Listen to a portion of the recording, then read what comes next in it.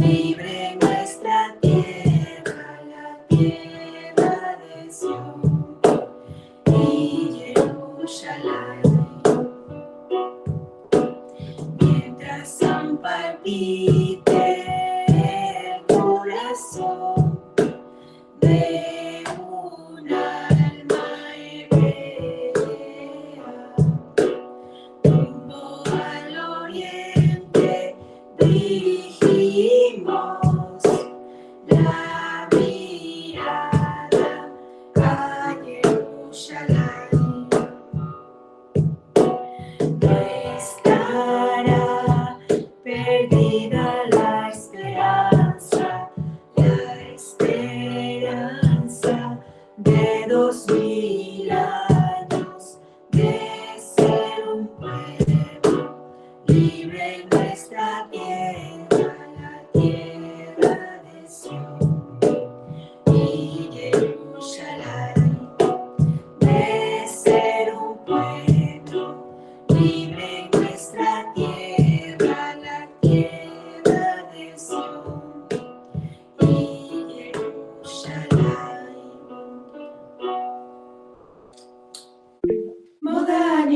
boker sheksarta ismati modani al beker shenata al gufi shelo yeh li karata shomer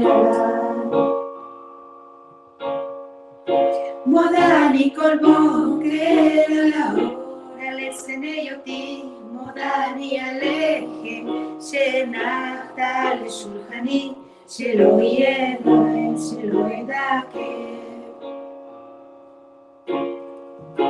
על אצבע חיוכי מודעני, על כל כישרונותיי ועל כל שיריי, כולם נקדיש לך.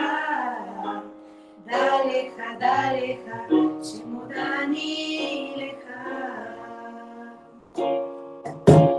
אצעק לך, אדיר שמחה, אליך אקריא לך, חיי לך ליבי, ותודתי אליך אקריא, אליך אקריא.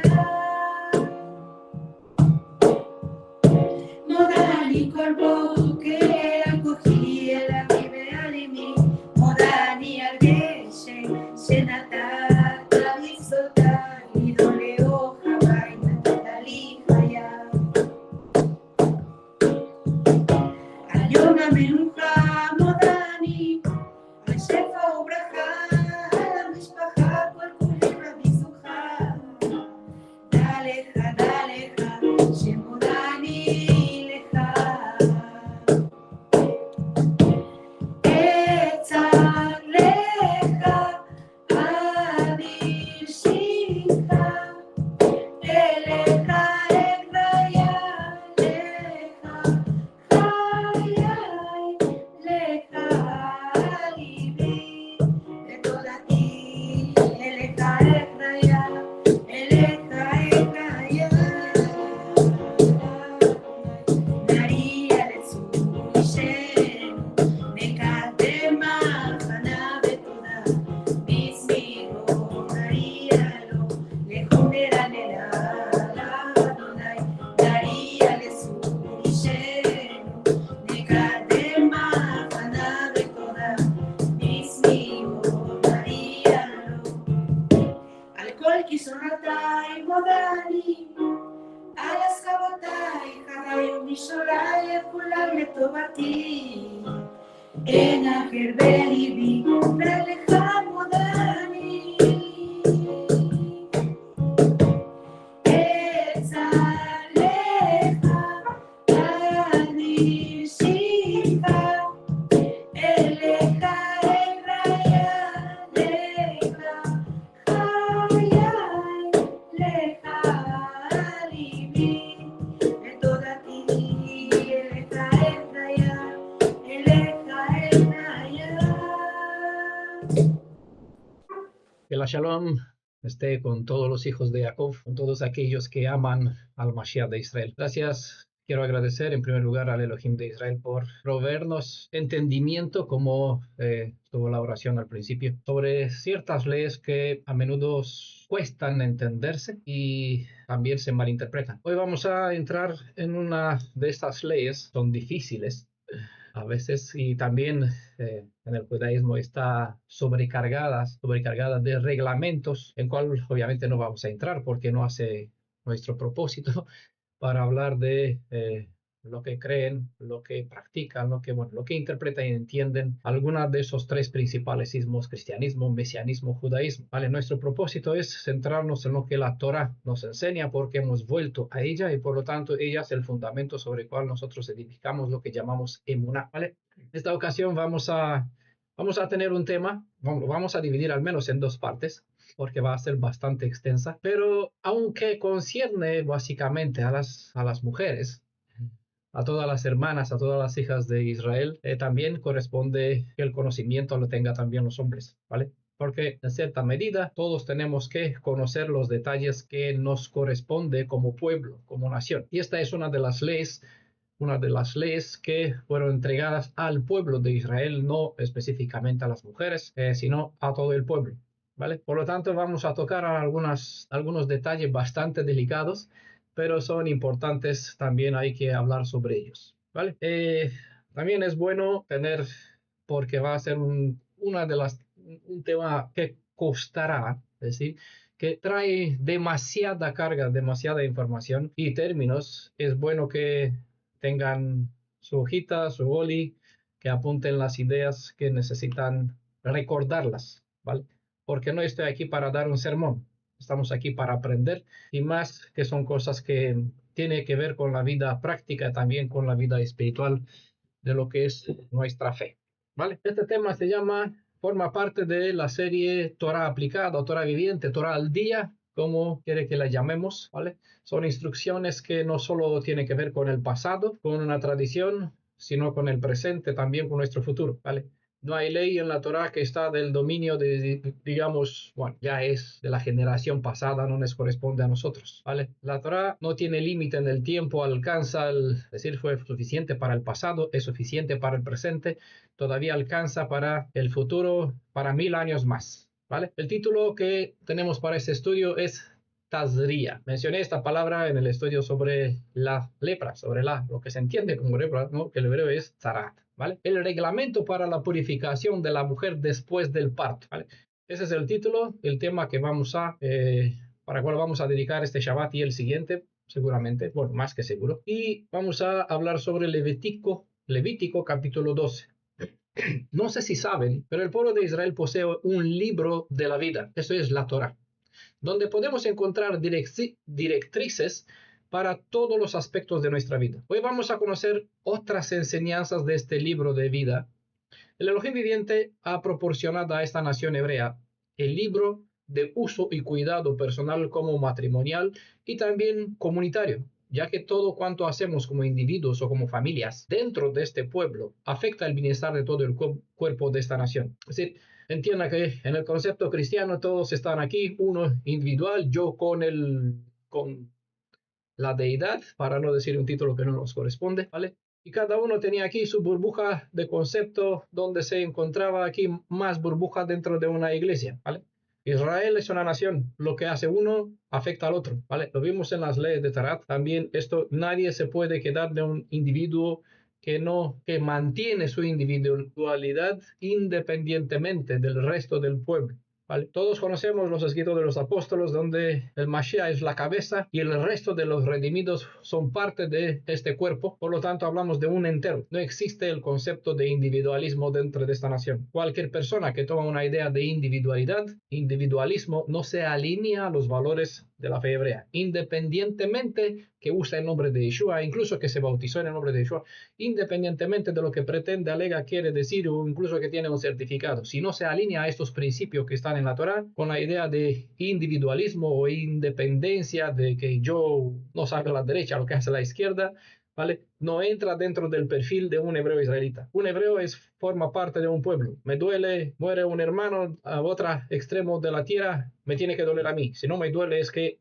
no me siento parte, no me identifico con esta nación. Bueno, el capítulo 11 del libro del Levítico, hemos hablado hace bastante tiempo sobre él. Capítulo 11 trata sobre la impureza causada por factores externos, como el comer o tener contacto con ciertos animales muertos. Si bien en el capítulo 11 se nos enseña sobre las cosas impuras que no debemos tocar ni permitir que entren en nuestros cuerpos, en el capítulo 12 trata sobre ciertas cosas que pueden salir de nuestros cuerpos e impurificar a la persona. Si bien el capítulo 11 nos enseña sobre la alimentación, pero no solo, hay bastante contenido aquí de información psicológica, de contenido de capacitación de poder reconocer las caracteres, las formas de ser de las personas. Hay mucha más, pero básicamente se conoce como el libro de la alimentación. El capítulo 11 es la sección del libro de Levítico que trata sobre la alimentación. En cambio, en el capítulo 12 y luego en el 15 encontramos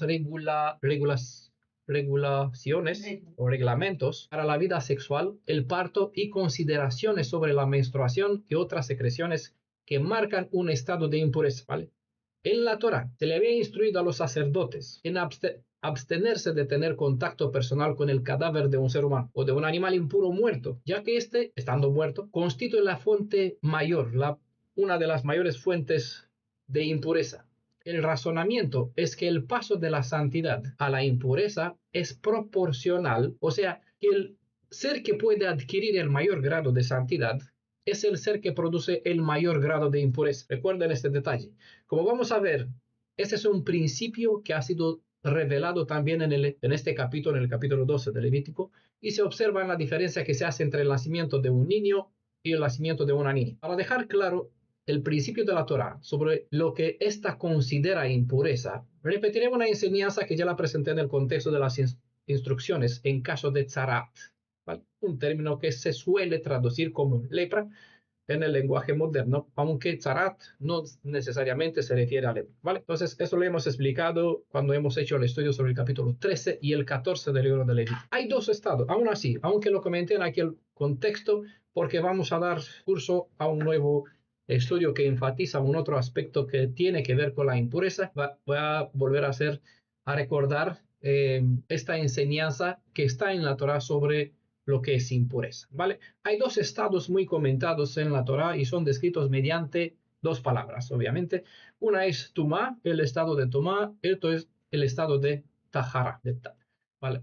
El sentido de la palabra tumá se entiende siempre en contraste con el sentido de la palabra tahara, es decir, no se pueden tomar de una forma individual, siempre van porque una es la parte opuesta de la otra. Si bien tahara es sinónimo de santidad, o se vierte con este sinónimo de santidad, la tumá es la ausencia de santidad. De modo que tumá se entiende, ¿vale? Recuerden el énfasis, se entiende como un cierto estado de impureza espiritual.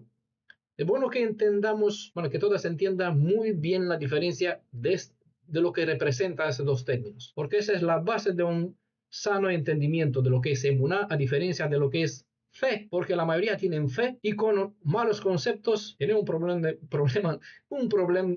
montón de problemas en su entendimiento sobre estas leyes. Por lo tanto, se cargan con un montón de reglamentos que no hacen el propósito de la ley, ni siquiera tiene un sentido espiritual de alguna forma. Retengan, no estamos hablando de un estado físico de impureza, sino de un estado cuyo sentido es de orden espiritual. Este tipo de impureza espiritual, es decir, tumá, afecta en igual medida tanto a los hombres como a las mujeres. En las escrituras, el mayor grado de tumá es la pérdida de vida potencial. El estado de tumá puede hallarse en los varones, en las mujeres, también en los animales, y aparece cuando la vida abandona a las personas o los animales. En este caso, el cuerpo se convierte en lo que llamamos tamé, que literalmente significa impuro, ¿vale? Esa es la palabra adecuada para decir impuro, ¿vale? En este estudio sobre el capítulo 12 del libro del Levítico, nos vamos a centrar solo en una específica fuente productora de impureza espiritual, es decir, tumá, ¿vale? ¿Qué hace a una mujer situarse en el estado de tamé, es decir, impuro, ¿vale? El capítulo 15 trata sobre otras dos fuentes de impureza, y una de esas dos fuentes es citada en este mismo capítulo 12. Y esta es la razón de mencionar sobre el capítulo 15. La palabra hebrea tahara, que define el estado de pureza, y por lo tanto el de la santidad, es sinónimo del concepto de vida y a su vez es igual a vitalidad. La vida como la vitalidad en un ser humano son el resultado de la unión de la persona con la fuente de vida, es decir, con el Elohim viviente. Entonces, la palabra hebrea, tumá, define el estado de anulación de todo tipo de pureza y por lo tanto describe un estado de desconexión de la fuente de vida. De modo que un ser que se encuentra en el estado de tumá es asociado al estado de muerto, que se vierte como impureza. Muerto, impuro. Todo cadáver es la mayor fuente de impureza. Una persona que es desconectada de la fuente de vida, es decir, no está en conexión directa con el Creador, se encuentra en el estado de tumá, que hemos dicho es lo opuesto a lo que es tahara. Tahara es estar lleno de Elohim, por lo tanto, estar vacío, eso es tumá. Vacío es igual a muerte. Por lo tanto, el concepto de muerte es asociado al concepto de impureza, que en hebreo se dice tamé, ¿vale? Y esta es la razón por cual todo aquel que entra en contacto con un cadáver o con cualquier cosa que representa la muerte o que es asociado a la muerte es afectado por el estado de la impureza. Recuerden que el término hebreo tahara se entiende en el hebreo como un estado en cual la persona está llena de la presencia de Elohim, mientras que el estado de tumá es un vacío de esta presencia, ¿vale? Es básico entender este concepto, aunque se vierte como pureza o impureza, ¿vale? El estado es importante.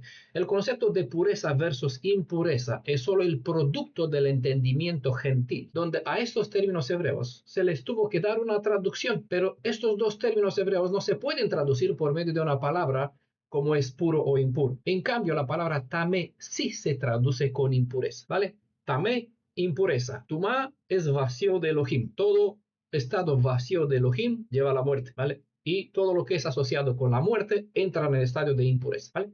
Hay que saber que los capítulos 12, de hecho, que los capítulos 12 al 15 tratan principalmente sobre las fuentes de impureza causadas por funciones o condiciones del cuerpo humano, excepto hacen las secciones sobre infecciones en las paredes, en las casas o en los textiles, como vimos durante el estudio sobre las leyes de Tarat, sobre lo que se entiende como lepra en capítulo 13 y el 14. También es importante tener en cuenta durante este estudio que el concepto de impureza o el de purificación ritual no necesariamente implica o presume un carácter moralmente pecaminoso. Por ejemplo, no hay nada inherentemente pecaminoso acerca de los animales que fueron declarados impuros en el capítulo 11. Por esta razón, está ordenado en forma específica y repetitiva que, es decir, en relación a la carne de los cuerpos muertos, que sean para ti como tamé. Tamé significa impuro, ¿vale? El texto dice que sean para ti como impuro, ¿vale? O inmundo. Eso en referencia a los cuerpos muertos. Esos cuerpos muertos de los animales impuros para ti tienen que ser tamé. Recordamos dos cosas. En primer lugar, que cuando el Creador creó estos animales prohibidos como alimento, Él los bendijo para crecer y multiplicarse. Si fuera por naturaleza impuros, no extendería bendición sobre ellos, pero por su naturaleza son animales, los animales son iguales. El puerco y la gallina por su naturaleza son iguales, ¿vale? Y es por eso que se les indica a los hijos de Israel que vean dicha serie de animales como aptos y a otros como inaptos por el consumo humano, ¿vale? Por una selección donde se le atribuye, se le aplica un estado, no significa que en su naturaleza tiene este estado impuro, sino que se le aplica o se le considera como tal, ¿vale? Por eso dice, sean para ti, ¿vale? Se repiten varias veces en el capítulo 11, sean para ti como tamé, ¿eh? Es decir, inmundo, impuro. En segundo lugar, ningún animal vivo es clasificado como tamé, sino solo después de que el espíritu de vida abandona el cuerpo, de modo que se convierten en tumá, ¿vale? Que eso es, hemos dicho, un vacío de la presencia de la vida de Elohim. Cuando en un cuerpo se va la presencia, la vida, la fuente de vida, se queda un cadáver. Y ciertos animales en este estado de cadáver pasan a ser tamé porque están asociados con la muerte, ¿vale? Ciertos animales que están en condición de tumá pasan a ser vistos como tamé, como está escrito en Levítico capítulo 11, verso 8, por ejemplo. No comeréis su carne, ni tocaréis sus cadáveres, sean impuros para vosotros. Es decir, para vosotros que sean tamé. Obviamente que nadie come carne viva, sino que solo después de ser sacrificado el animal, y ciertos animales se deben observar como tamé, que en este caso se entiende como no aptos para ser comidos. Y el sentido de la traducción es impuro, ¿vale? Es decir, por ser impuro, el sentido hebreo es la traducción que se le da a este término tamé.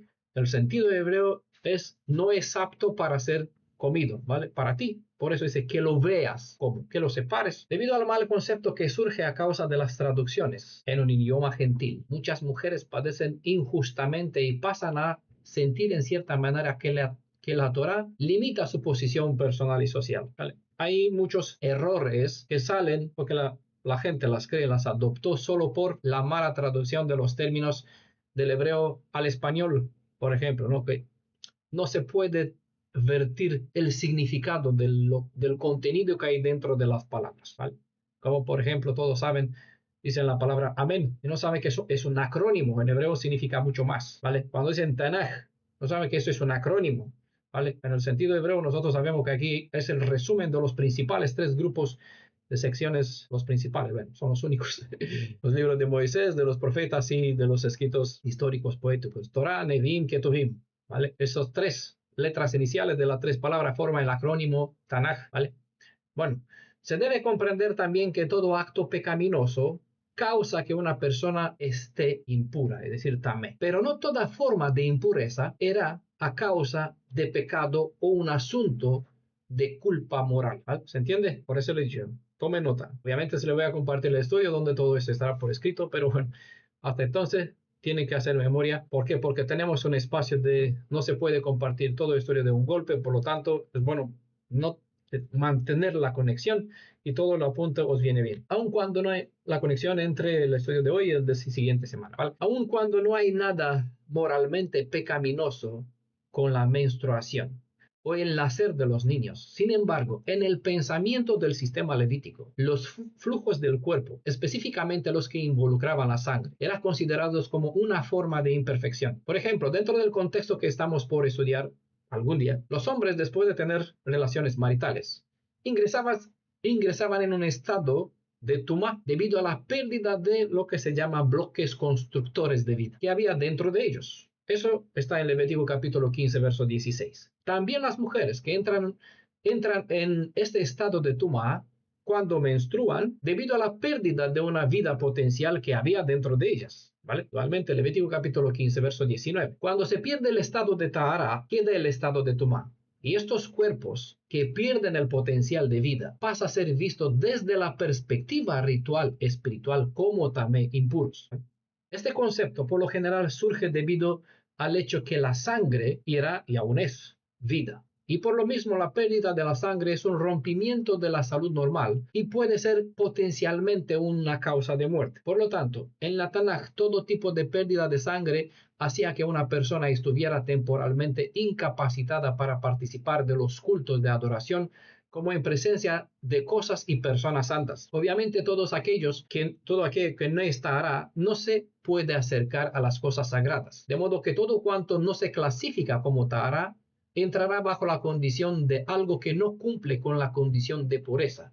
De modo que queda excluido del acercamiento a la fuente de vida. Todo principio y ley que está en la Torá declara que lo impuro no puede encontrarse con lo que es sagrado. En este estudio vamos a procurar despojar las palabras tahara y tumá de sus connotaciones físicas, donde se entiende como puro versus impuro, a fin de percibir su verdadero significado espiritual, procurando ver qué realmente significa la presencia o la ausencia de la santidad en una persona. Es importante no olvidar que la tumá aparece solo cuando se pierde la tahara. Por eso es bueno hacer buena memoria de esos términos, porque lo vamos a decir sobre esto, vamos a edificar, se edifica de hecho todo lo que tiene capítulo 11, 12, 13, 14, el 15. El buen entendimiento depende del buen entendimiento de esos términos.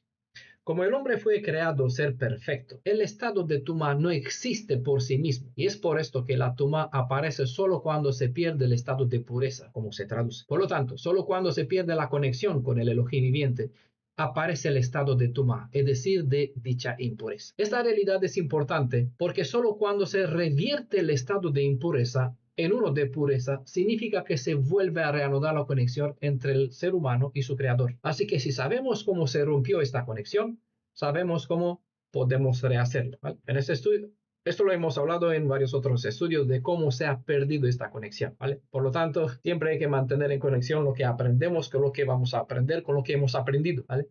Porque una enseñanza se explica en la otra, como está aquí. Aquí se hace mención de algunos detalles que se explican en el capítulo 15. Por lo tanto, la suma de las palabras o de las enseñanzas edifica a uno en tener emuná. Solo al escuchar este video fuera de su contexto, uno puede sacar un concepto, pero no tienen el equilibrio. Necesita la suma de las enseñanzas para que entiendan cómo se ha roto, cómo se rompe esta conexión, cómo se desconectó el hombre de la fuente de vida, porque si no sabe cómo se desconectó, ¿cómo se va a conectar? Igual en este capítulo se muestra o se explica de una forma que para muchos es un misterio difícil de entender, una realidad o esta realidad donde la gente tiene encriptado en este capítulo la forma de cómo rehacer la conexión con el Creador. ¿Vale?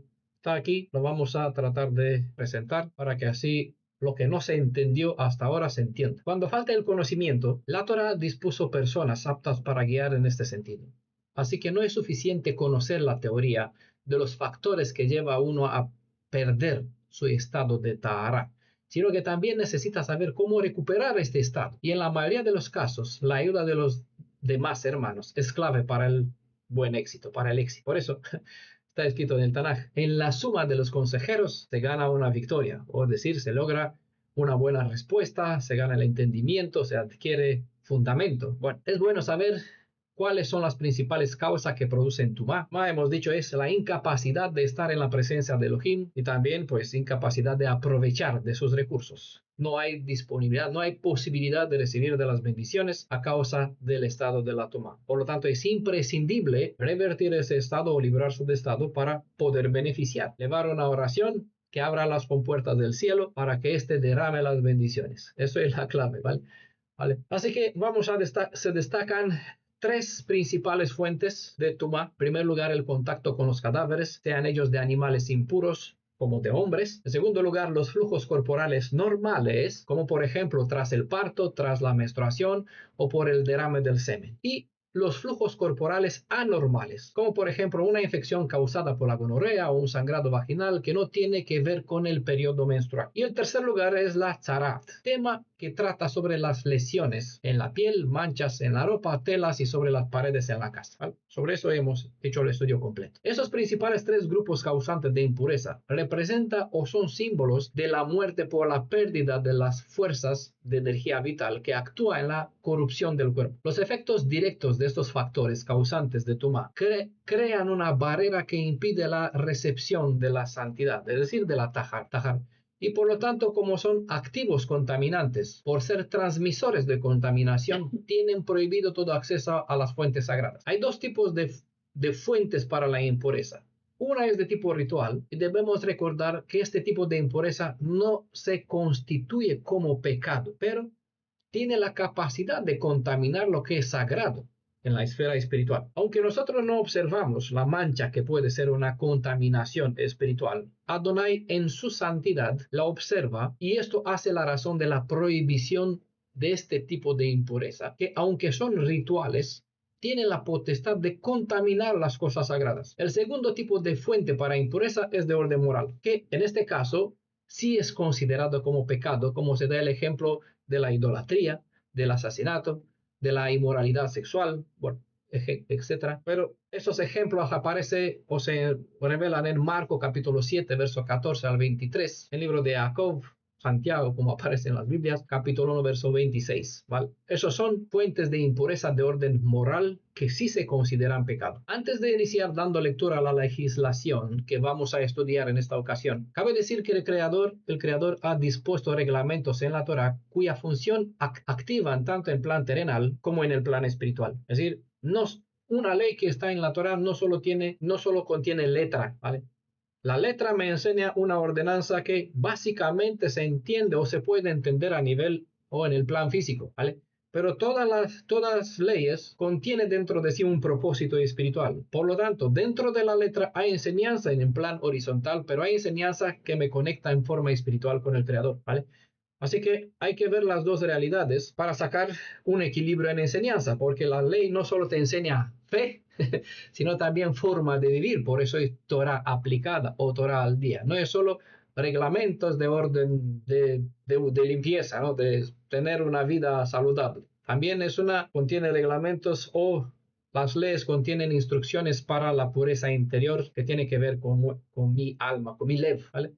Por lo general, la gente se centra para ver los reglamentos del Eterno solo desde la perspectiva terrenal. Y esto está bastante bien, pero nosotros nos centraremos más en el plan espiritual que en el plan físico, porque en este caso es la parte que menos se explica en la ordenanza que estudiaremos hoy. Ahora, es bueno saber que, hablando desde la perspectiva del plan físico y por ende terrenal, estas leyes contienen instrucciones que favorecen a las madres en medio del pueblo de Israel y no solo, porque hay otras naciones por el mundo que adoptaron los principios que están así en la Torá. En ese sentido, las instrucciones de la Torá se ocupan desde un cierto punto de vista del estado físico, emocional, en la recuperación de las madres, sabiendo que el parto puede dejar huellas difíciles en el estado físico y psicológico de las mujeres. En ese sentido, pueden encontrar en las redes hebreas bastante explicación que tratan esta ley desde el plan físico, donde en principal se toma en cuenta la preocupación por el bienestar físico, espiritual, emocional de las madres, cosa que es muy bien conocer para saber proteger a las hermanas que traen nuevas vidas. Dentro de la inmensa alegría que es ser una madre, es factible que ella sufra de efectos psicológicos colaterales al parto que pueden ser devastadoras para ella, para el recién nacido, como para la familia en general. Como ya es conocido, existen dos grandes desórdenes mentales postparto que pueden surgir. El más común es la depresión postparto, y aun cuando muchas veces se le puede sobreponer, eso se puede sobreponer con la alegría de la situación tras el nacimiento de un niño, permanece como una constante que requiere de intervención profesional. También existe la psicosis postparto, donde la madre pierde por completo el contacto con la realidad. En este caso es necesario actuar de inmediato con un equipo profesional de la salud mental como de los guías de la comunidad, sin espera de tiempo alguno, es decir, de los días de purificación ritual. Sino en este caso se salta el protocolo de aislamiento temporal de los primeros 7 días que se presenta en este capítulo. Como he dicho, en cuanto al dato físico, pueden encontrar bastantes argumentos a favor de las etapas indicadas en esta ley respecto al tiempo después del parto. Tengamos en cuenta que este estudio tiene como fin buscar y sacar en evidencia aquellos aspectos contenidos en esta enseñanza que tiene que ver con el proceso de la redención del ser humano y evidentemente tiene que ver con el mismo Redentor de Israel. Todas las leyes de la Torá tienen que ver con el redimido y con el Redentor. De modo que nuestro propósito es el de procurar mirar más allá del plan físico hacia el espiritual. ¿Vale? Para entrar en nuestro estudio, vamos a hacer una lectura completa de todo el capítulo, aunque en esta ocasión solo vamos a ver una sección. No sé si la hermana Clave levanta la mano para leer o solo para saludar. ¿Vale? Pero voy a pedir entonces si Francia está aquí, ¿vale? ¿Puede leer? ¿Tiene la Biblia delante? ¿Puede leer el capítulo 12? No. Raquel está presente, puede leer el capítulo 12. No sé si me escucha. Vale, hermana Amparo. Levítico capítulo 12. Adonai habló con Moisés y le dijo: habla con los hijos de Israel y diles: cuando una mujer conciba y dé a luz un varón, se quedará impura 7 días, como cuando está en los días de su menstruación. Al 8º día se circuncidará al niño, pero ella continuará purificándose de su sangre durante 33 días más. No podrá tocar ninguna cosa santa ni podrá presentarse en el santuario hasta que se cumplan los días de su purificación. Si da a luz una niña, se quedará impura 2 semanas, como cuando está en los días de su menstruación, y continuará purificándose de su sangre durante 66 días más. Al cumplirse los días de su purificación, haya tenido un hijo o una hija, irá a la entrada del tabernáculo de reunión y presentará al sacerdote un cordero de 1 año para holocausto y un palomino o una tórtola para expiación. El sacerdote se los ofrecerá a Adonai y hará expiación por ella, y ella quedará limpia de su flujo de sangre. Esta es la ley para la mujer que dé a luz un hijo o una hija. Si no tiene lo suficiente para comprar un cordero, presentará entonces 2 tórtolas o 2 palominos, uno para holocausto y otro para expiación. El sacerdote hará entonces la expiación por ella y ella quedará limpia. Muchas gracias. Bueno, ahora tenemos una visión completa sobre el tema que vamos a estudiar. Quizás no todos leyeron, pero ahora, bueno, todos escucharon al menos. En esta ocasión solo nos vamos a detener en los primeros 2 versos, ¿vale? Nos da bastante. Y el Shabbat siguiente, pues, puede que vamos a terminar en los restos de los versos. Vamos a comenzar a leer los textos de la ley, como de costumbre, verso por verso, procurando siempre rescatar las principales ideas cuyas enseñanzas se alinean al propósito de nuestra investigación, ¿vale? El asunto es no hablar del plan físico, no tanto, porque pueden encontrar en todas partes, todos pueden explicar el sentido literal lo que se entiende de ese sentido literal, pero encuentran menos del propósito espiritual. Y sobre todo, nuestro interés es conocer qué tiene que ver el redimido y el redentor con estas leyes, ¿vale? ¿Qué tenemos que entender aquí? ¿Qué podemos rescatar? ¿Vale? Voy a volver a leer. El primer verso dice lo siguiente, como de costumbre estoy leyendo de la edición Corona de Jerusalén. Dice: habló Adonai a Moisés diciendo, ¿va? Lo que en hebreo viene, Vaidaber Adonai el Moshe lemor, ¿vale? Con estas palabras tenemos claro que lo que sigue no son ideas que surgieron de la mente de Moisés, porque se suele decir que la Torá, todo es la Torá de Moisés, pero que tengamos claro que no estamos hablando de lo que no son legislaciones que estas no surgieron de la mente de Moisés, sino que son legislaciones preestablecidas por el Elohim viviente, y como leeremos a continuación en el siguiente verso, Estas directrices son ordenadas en forma específica para los hijos de Israel, no para el mundo. Por eso es importante tener en cuenta qué es lo que leemos y leer de una forma que entendamos qué cosa leamos, ¿vale? Porque si no, tenemos fe. Yo he leído muchas veces y muchos han leído la Biblia de fin a cabo, pero estudiar y entender no es lo mismo que leer, aunque para estudiar y para tener comprensión se necesita la visión para tener lectura, pero sin un einai, ojos limpios, purificados, uno no puede comprender, entiende o no entiende nada, ¿vale? Por lo tanto, muchas veces leemos la palabra, habló Adonai a Moisés, y pasamos, porque estamos, bueno, ¿qué más cosas? Siempre hay más cosas. Las palabras no están puestas para nada. Tiene un propósito. Hago mención de este punto porque hay quienes enseñan que la Torah es para todo el mundo. Cuando y cómo podemos probar. La Torah es una instrucción que por un propósito específico fue dada al pueblo de Israel y no al mundo entero. El detalle que estamos delante,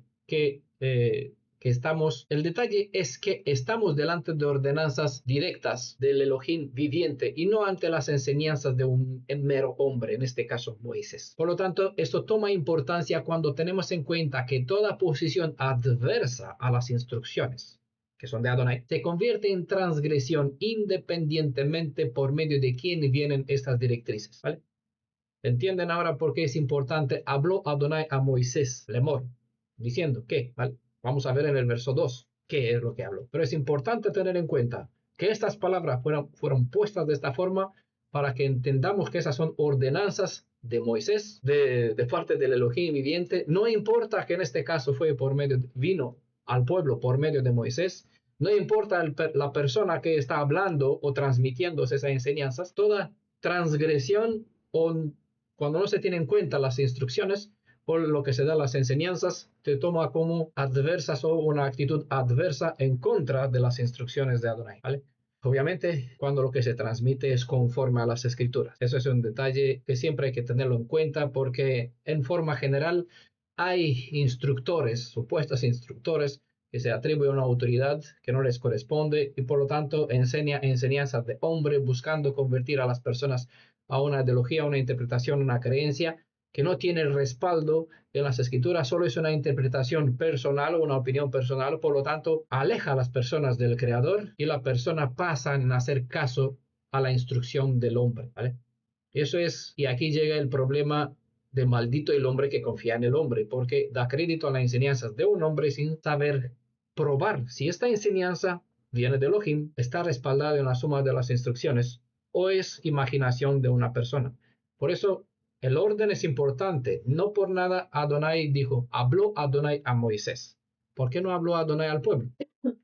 Uno cuando lee debe hacerse pregunta, no solo entender, sino mirar más allá de las palabras, haciéndose pregunta, ¿por qué no habló al pueblo? No se supone que es el Elohim de Israel.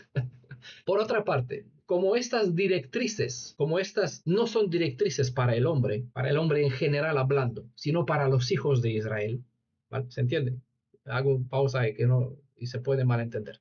Esas directrices no son dadas para el hombre en general, sino en una forma específica, para los hijos de Israel. Como dice el verso siguiente, ¿vale? El verso 2 lo hemos leído, ¿vale? Esas directrices no son para el mundo, sino para los hijos de Israel. Se comprende que esos son principios cuyo propósito sigue siendo vigente y obliga a todo aquel que ha entrado bajo el vínculo del pacto mediante la inmersión purificadora en las aguas de la Tevilá, lo que significa inmersión o bautismo, pero más que meras ordenanzas sobre la purificación de la mujer, en este caso, después de un parto. Esas legislaciones contienen instrucciones que guían en la comprensión de las realidades espirituales, como también enseñan el proceder de la restauración que debe surgir a causa de la pérdida del estado que nos impide estar en la viva presencia del Elohim viviente como Padre del Mashiach, como del Padre del Mashiach. Dicho esto, supongo que la próxima vez cuando lean en las escrituras palabras como habló Adonai diciendo, sepan que tienen delante normas fundamentales cuyo contenido revela ciertas realidades espirituales, ¿vale? Pero bueno, yo hago afirmaciones, espero que la explicación que vamos a tener sea concluyente, ¿vale?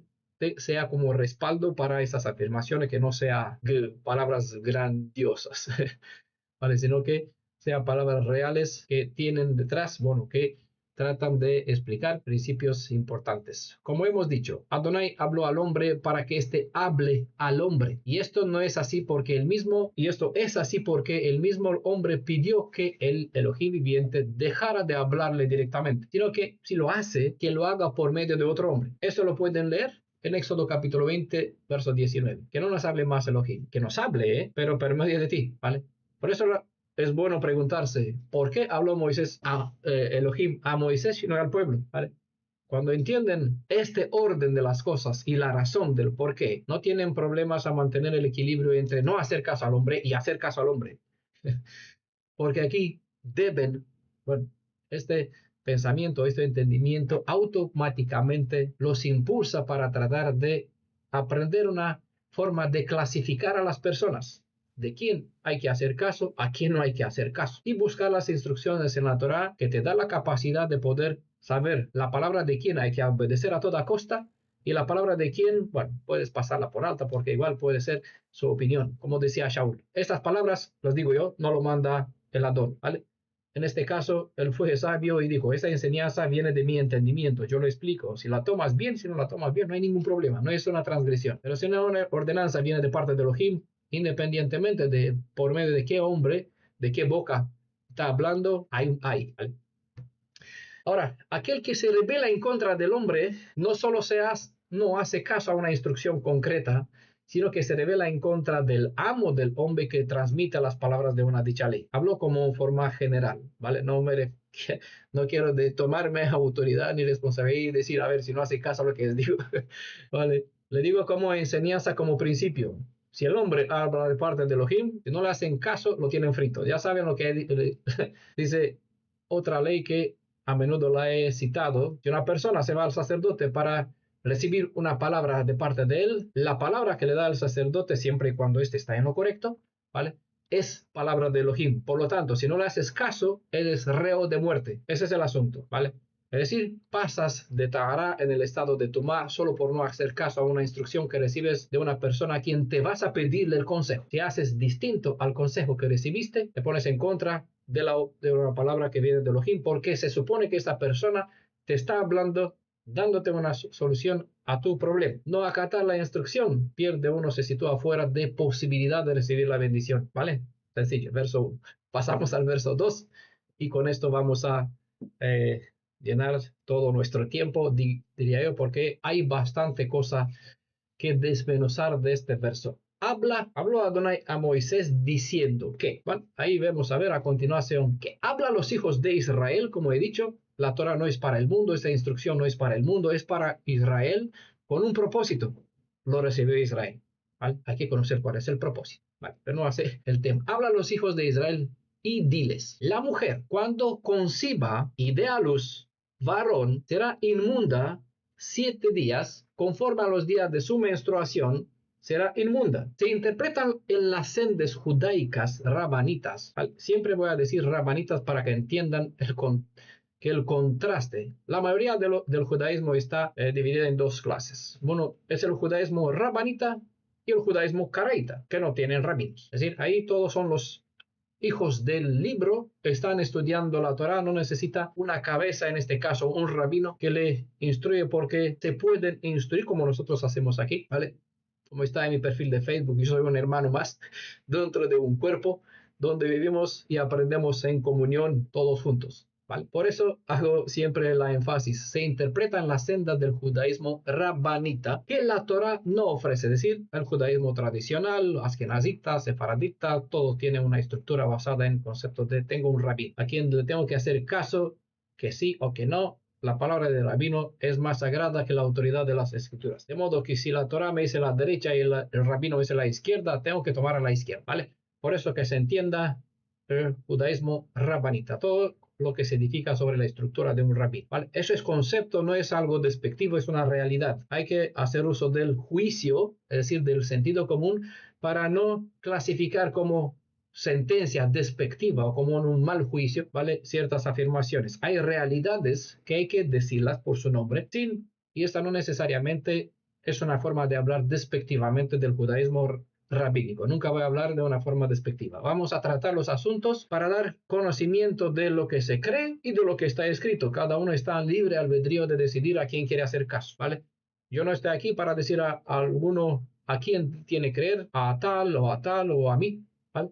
Estoy aquí para expresar la diferencia, compartir lo que la Torá enseña y que cada uno pues tome la decisión que lo concierne, porque a fin de cuentas no darán cuenta de lo que yo enseño, sino de la enseñanza que está aquí y de la elección que ha tomado y obviamente de lo que ha hecho, lo que hace, ¿vale? Se interpreta en las sendas judaicas rabánicas o rabínicas que la Torá no ofrece explicación para esta ley, de modo que es clasificada dentro de la categoría de leyes conocidas como Hukim, ¿vale? Saben que la Torá se divide en 3 secciones o 3 tipos de leyes. Mishpat, ¿vale? Hukim y ¿cuál es la tercera? Deberían saberlos. Hemos hablado en varias ocasiones. Mishpatim, Hukim, mitzvot, ¿vale? Es la forma plural. Mitzvah, es la forma singular. Esos son los 3 segmentos o 3 divisiones en cuales se clasifican todas las leyes que están en la Torá. Entonces, dentro del judaísmo rabínico, se considera como la Torá no ofrece una explicación clara, concreta sobre esta ley, pasan en la categoría de leyes llamadas Hukim, que se suele traducir como estatutos o decretos divinos. Porque en las escrituras no se ofrece una explicación racional como se da en el caso de leyes relacionadas con el robo, como el asesinato, como es el Pesaj, por ejemplo. Hay indicaciones que se explica de qué es fácil entender, hay razón objetiva, ¿vale? Pero para esta no hay explicación objetiva. Se dice, no se conoce el propósito, hay que hacerlo porque es un mandamiento y punto, ¿vale? Como en la mili, con los órdenes no se discute. Las órdenes no se discuten, cuando se discutan, se ejecutan, ¿vale? Eso es una enseñanza que todos los hombres que van a hacer mili pues aprenden. Así se consideran dentro del judaísmo rabbanita la categoría de leyes que entran en este segmentos llamados Hukim. Estatutos, son estatutos divinos, no tienen un propósito comprensible, no hay explicaciones, pero como es desde el cielo, hay que acatarlas, obedecerlas y muy bien, lo que se hace. En el judaísmo se hace bastante y más que esto sean para sacar más santidad de lo que requiere la ley, se han añadido leyes sobre leyes sobre leyes. No les voy a contar cuántas hay sobre este capítulo. Colapsarían mentalmente si sabían cuántas hay. Pero para las mujeres, también para los hombres, ¿vale? Por lo tanto, menos mal, nosotros seguimos la senda del judaísmo carraíta, nos dedicamos al estudio de las escrituras, nos limitamos a lo que la Torá enseña, ¿vale? Y tratamos de respetar lo que tiene un sentido común, lo que tiene un objetivo y un propósito, y son, obviamente, como todas las leyes, son para nuestro propio beneficio. Entonces, según el judaísmo rabínico, las leyes de Tahara y de Tumá se consideran suprarracionales, suprarracionales, es decir, por encima de la razón. Así bien, se dice que al ser estas leyes llamadas Hukim, o entra en esa categoría de Hukim, de un nivel espiritual más elevado, como se consideran las leyes de Hukim, es decir, no entra a mi capacidad de entenderlas. Por eso tiene un nivel de espiritualidad más elevado. Se considera que esta categoría afecta a una parte elevada del alma. Pero la razón interna de la Torá es precisamente la de revelar el aspecto interno del alma, de modo que a pesar de que cuesta entender lógicamente este tipo de leyes, podemos buscar el significado espiritual hacia cual apuntan estas leyes. ¿Entienden a dónde voy? No, espero que entiendan. Bueno, hay 7 detalles, por eso las resalté con los dedos, 7 detalles que vamos a tener en cuenta en este segundo verso conforme a la traducción gentil de la edición que a menudo uso, es decir, la edición Corona de Jerusalén. Pero serán 8 los detalles conforme al texto hebreo, que dice así: Daber el bnei Israel lemor isha kitzatazria, veyaledach zahar vetameach shivat yamim kimei nidat devota y titma. ¿Vale? Hay 8. Hay 7 detalles que vamos a estudiar conforme a la edición Corona de Jerusalén, la traducción más común. Y en el texto hebreo hay 8 los que se mencionan, ¿vale?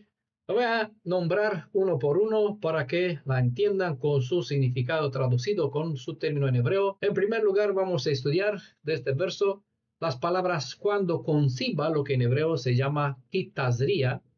En segundo lugar, dé a luz, que en hebreo es Veyaledach. En tercer lugar, un varón, que es la palabra Zahar. En el cuarto lugar, el término inmunda, que habla sobre la mujer, Betameach. El quinto punto es sobre la menstruación, que en hebreo se suele traducir con nida. El punto 6 trata sobre los 7 días, que en hebreo es Shivat Yamim. El punto 7 es la palabra que se omite en la traducción, es decir, yo lo pongo en el orden como está en el texto hebreo, pero este término devota, ¿vale? No sale en la traducción, pero sí está en el texto hebreo. La palabra devota no ha sido traducida en esta edición Corona de Jerusalén, pero nosotros la rescatamos porque el detalle es importante, no podemos omitirlo. Y en el octavo punto, ya no por casualidad hay 8 puntos, de nuevo es el término inmunda, que en este caso aparece como titma, ¿vale?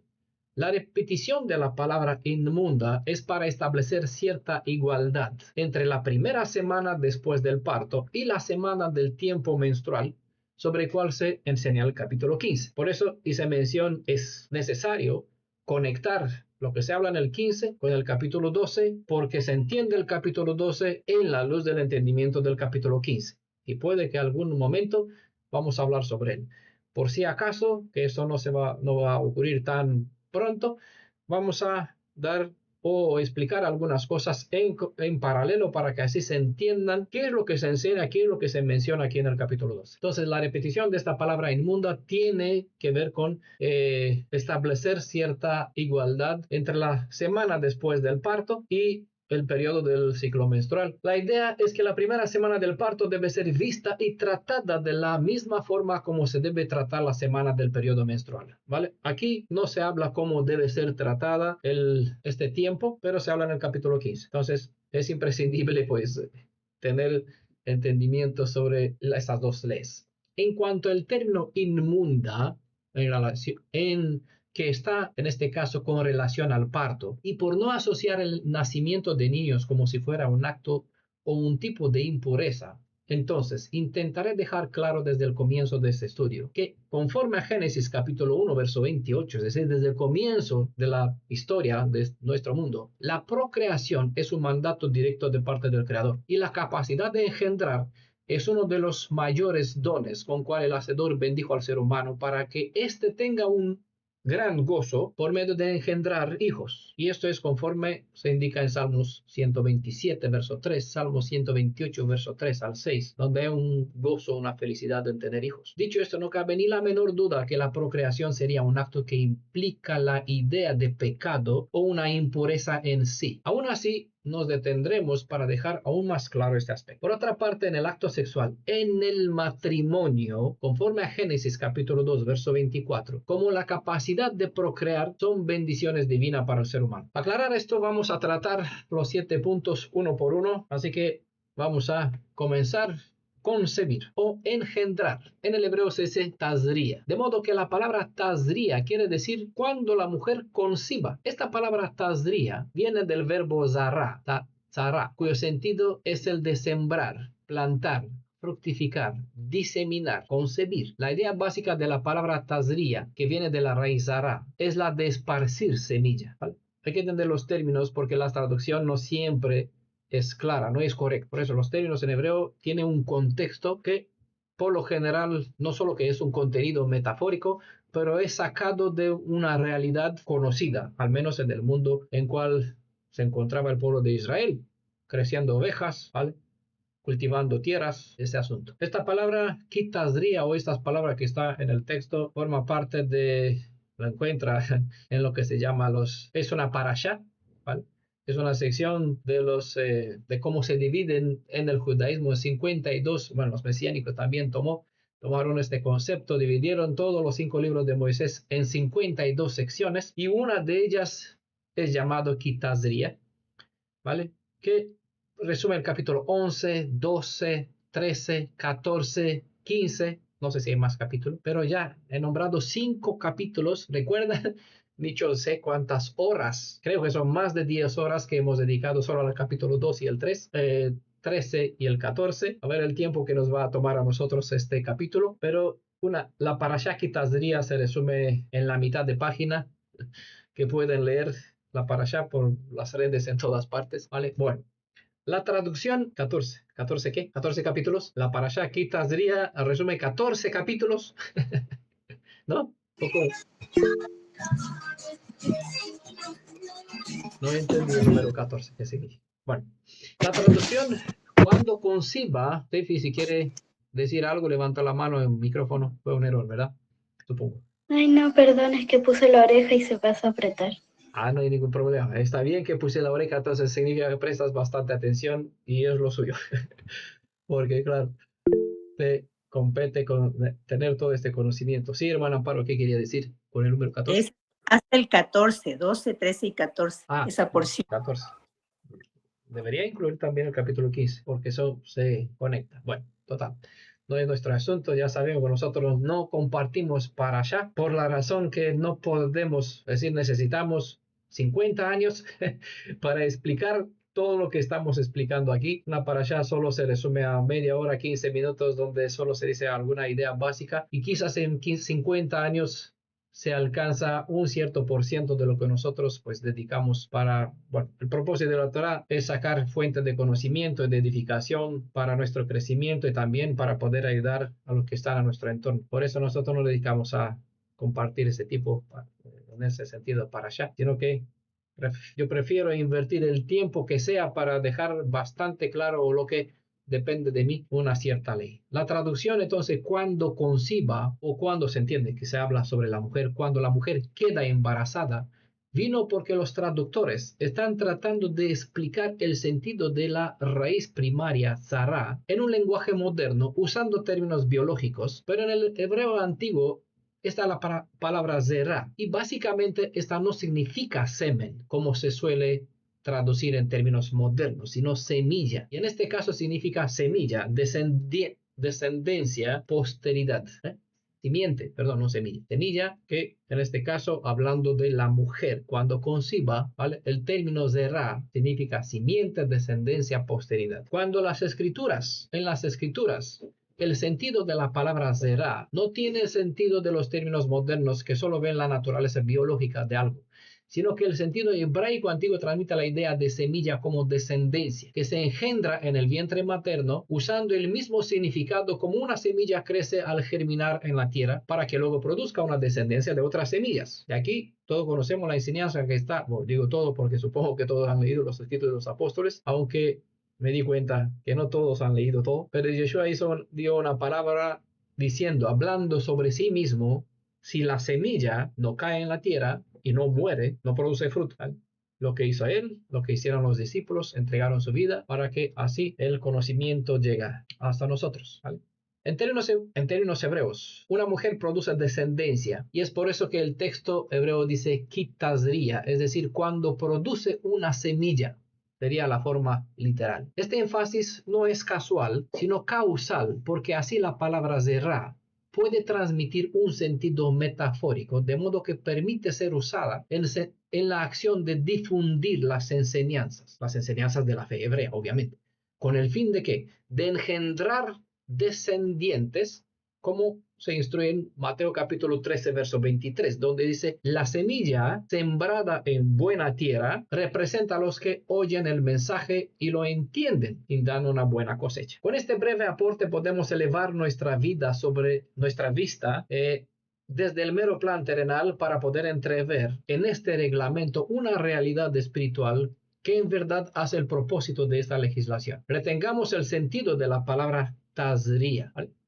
Cuando produce una semilla. Punto 2. El texto hebreo dice, ki tazria de yaleda. Ki significa Kitazria quiere decir si concibe. Y esto lo entendemos como que la semilla, es decir, una descendencia, que en este contexto es humana, fue sembrada en el vientre de la madre, pero el texto no para aquí, sino que sigue diciendo de yaleda, es decir, y da a luz. El verbo yalad significa mostrar linaje, parir. Puede que parece natural que aquello que se concibe necesariamente deba salir a la luz, pero no necesariamente.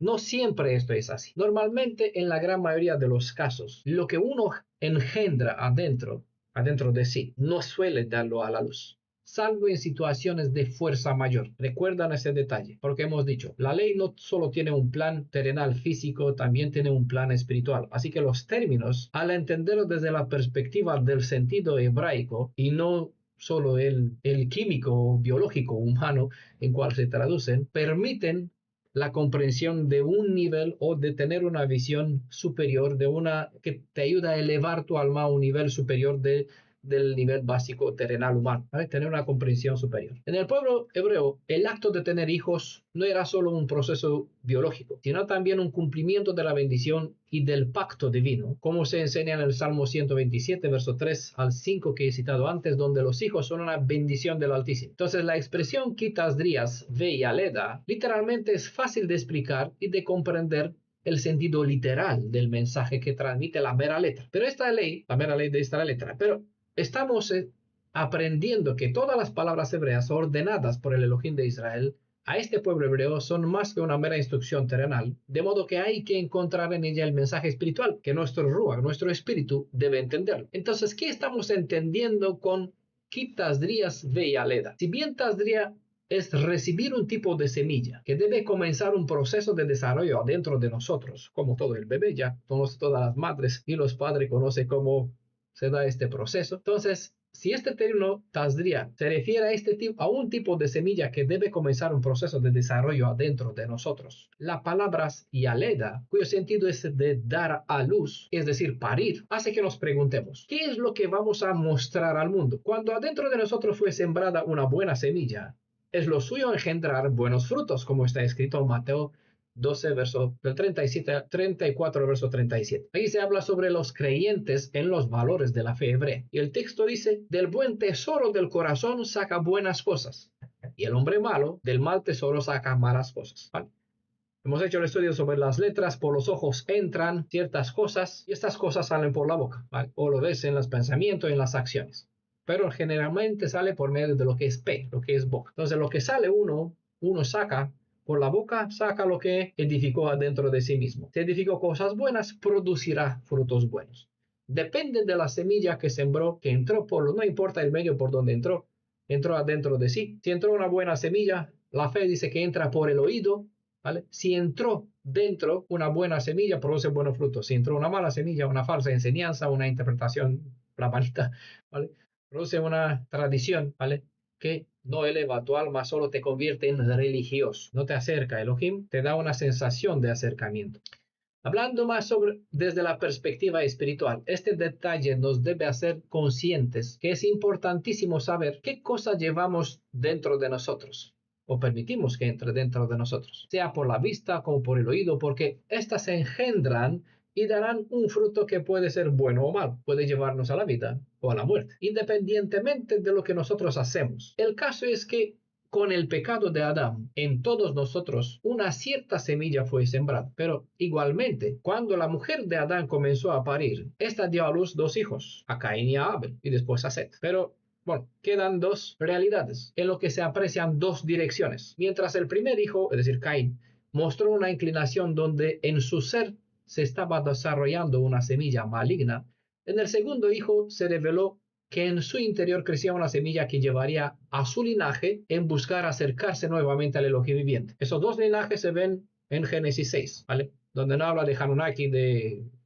esos espíritus, sino de la descendencia de la Caín y de la descendencia de Set. La descendencia de Set, los hijos de Elohim, y la descendencia de Caín, el hijo del hombre, o las hijas del hombre en este caso, ¿vale?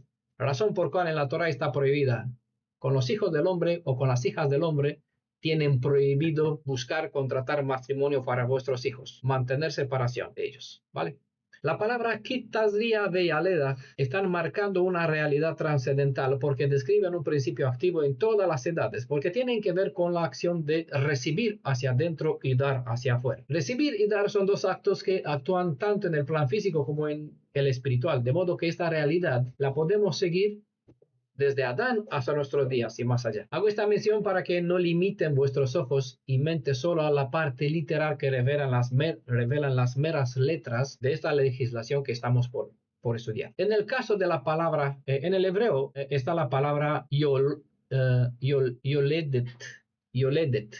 que define a una mujer que ha dado a luz. Como vamos a ver, la razón por la que ella pasa a ser tamé es debido al vacío espiritual, que es tumá. Vacío es cuando falta tahara, ¿vale? Cuando no hay tahara es a causa de un vacío que se queda el estado de tumá. Entonces, una mujer pasa a ser tamé debido a este vacío que causa la salida del niño, es decir, por la pérdida de la vida extra que llevaba dentro, en este contexto, ¿vale? Ese es el tercer punto. En el tercer punto se entiende o se habla sobre la palabra zahar, que se refiere a un macho. Sea el término en sí, en el hebreo se refiere tanto a un macho de hombre como de animal, pero es la parte masculina, zahar, zahor, muy parecido a la palabra memoria, recuerdo. Zahar se refiere al macho, sea de hombre o de animal. Es por esto que en las palabras kitazria veya ledach, zahar, se entiende que se habla de un ser humano y no de una semilla de una planta, de un animal, debido al contexto donde está la palabra isha, ¿vale? Sin esta palabra isha, la expresión kitazria veya ledach, zahar, podría usarse para referirse a la cría de un macho, de una cabra, por ejemplo, o puede tomar un sentido totalmente válido en un plano espiritual donde todas estas palabras pueden tener un sentido metafórico. La palabra hebrea isha se refiere principalmente a una mujer, a menudo en el contexto de una esposa, o de una mujer en relación a un hombre, de modo que la expresión kitazria veya ledach zahar toma un sentido literal humano. Es decir, se excluye aquí en el concepto de zahar la idea de macho de un animal. En otros contextos, el término se refiere a machos de una cabra, bueno, un chivo o un cordero macho de una oveja. Como una mujer solo puede engendrar humanos, la mención de un niño varón se hace porque en el mismo contexto se habla también del caso cuando la mujer engendra una niña. Hay que recordar que las ordenanzas, cuando son específicas, debemos procurar comprender la razón del énfasis. Los puntos 4 y el punto 5 están relacionados y en este contexto intercondicionadas. Entonces, en el punto 4 hemos dicho que está la palabra vetame, que se ha traducido como inmunda, y el punto 5 hemos puesto la traducción de menstruación, que en el hebreo se suele decir que es nidá. De acuerdo con la definición de la Torah, una mujer posee la condición de nidá desde el día en que aparece la primera señal de su periodo menstrual hasta que completa una semana de 7 días. Ahora, de acuerdo a dicha Torah oral, en el judaísmo rabínico, una mujer no sale del estado de tamé por nidá hasta que se sumerge en una mikve. Una mikve, para los que no saben, es un lugar donde hay una reunión de aguas vivas, es el sentido básico del término, acto que se entiende como hacer una tevilá, es decir, una inmersión o un bautismo ritual. Desde la perspectiva del judaísmo rabínico, rabanita, una niña, por ejemplo, de 12 años, cuando tiene la señal, bueno, algunas vienen antes, algunas más tarde, pero poner una media, que por aquí ronda el tiempo cuando a una chica le llega el periodo menstrual. A una niña de 12 años, cuando tiene la señal de su tiempo de nidá, pasa en un estado de inmundicia, de cual no sale si no hace una inmersión ritual, en una especie de baño especial diseñado, no en cualquier lugar donde se le ocurre a uno cualquier tipo de agua. Si yo abro el grifo, lleno una bañera, eso no se considera una mikve en el judaísmo. Entonces, la mikve cumple una función, tiene que tener una medida, una cantidad de agua, tiene que estar establecida de alguna forma, de alguna dimensión, con algún tipo de agua que no puede ser cualquiera, tiene que ser, bueno, no entramos en detalle todo, aquí hay un montón de reglamentos. Volvemos al asunto. Una niña de 12 años, cuando le llegue la primera señal de nidá, ¿vale?, entra en un estado de inmundicia hasta que se sumerge en un tipo de baño ritual. Así bien puede estar en esta condición inmunda a causa de la nidá hasta que se casa, cuando según el judaísmo es obligada a la mujer a entrar en una mikveh, o de todas formas, no importa los años que sea, puede hasta los 30, 40, cuando ella decide sumergirse en una mikveh. Es decir, si una niña no entra en el proceso de sumergirse en una mikveh, mantiene el estado de impura hasta que completa o sale de ese estado cuando cumple con la instrucción rabínica. Por eso es importante, tiene en cierta medida, bueno, quizás para aquí la mayoría de las personas que no tienen conexión con los rellenos de la tradición rabínica, quizás eso no es relevante, pero es bueno saber porque muchas personas, al no conocer lo que indican las escrituras, buscan fuentes rabínicas y entran en un proceder, un protocolo de donde ni ella sabe cómo entrar y cómo salir, ¿vale? Por lo tanto, hay que conocer sobre todo lo que las escrituras ordenan, ¿vale? Entonces, repito, de acuerdo a la definición de la Torá, fue mandada de Moisés, de Elohim a Moisés para el pueblo de Israel, ¿vale? De acuerdo con la definición de la Torá, no de la Torá oral o verbal, lo que es el Talmud, lo que se entiende, ¿no? De acuerdo a la definición de la Torá, una mujer posee la condición de nidá desde el día en que aparece la primera señal de su periodo menstrual, lo que se suele traducir con nidá, vamos a explicar ese término mejor, hasta que completa una semana de 7 días. Lo que enseña la Torá oral, la mencioné solo para crear un cierto contexto, ver que hay un mundo totalmente paralelo y no sé, y esto, bueno, tiene muchos más reglamentos. En consecuencia, al estado de impureza, a causa del derrame de la sangre, sea ella después del parto o por el periodo menstrual, la Torá establece en Levítico capítulo 15, verso 19, que cuando una mujer tiene flujo, esto en hebreo se dice zabach dam, lo que significa literalmente una descarga de sangre. Entonces, el texto dice, cuando una mujer tiene flujo, el flujo de sangre, se entiende que sale fuera. El flujo de sangre de su cuerpo no sale en la traducción, pero en el texto hebreo está aquí, eso es nidá, ¿vale?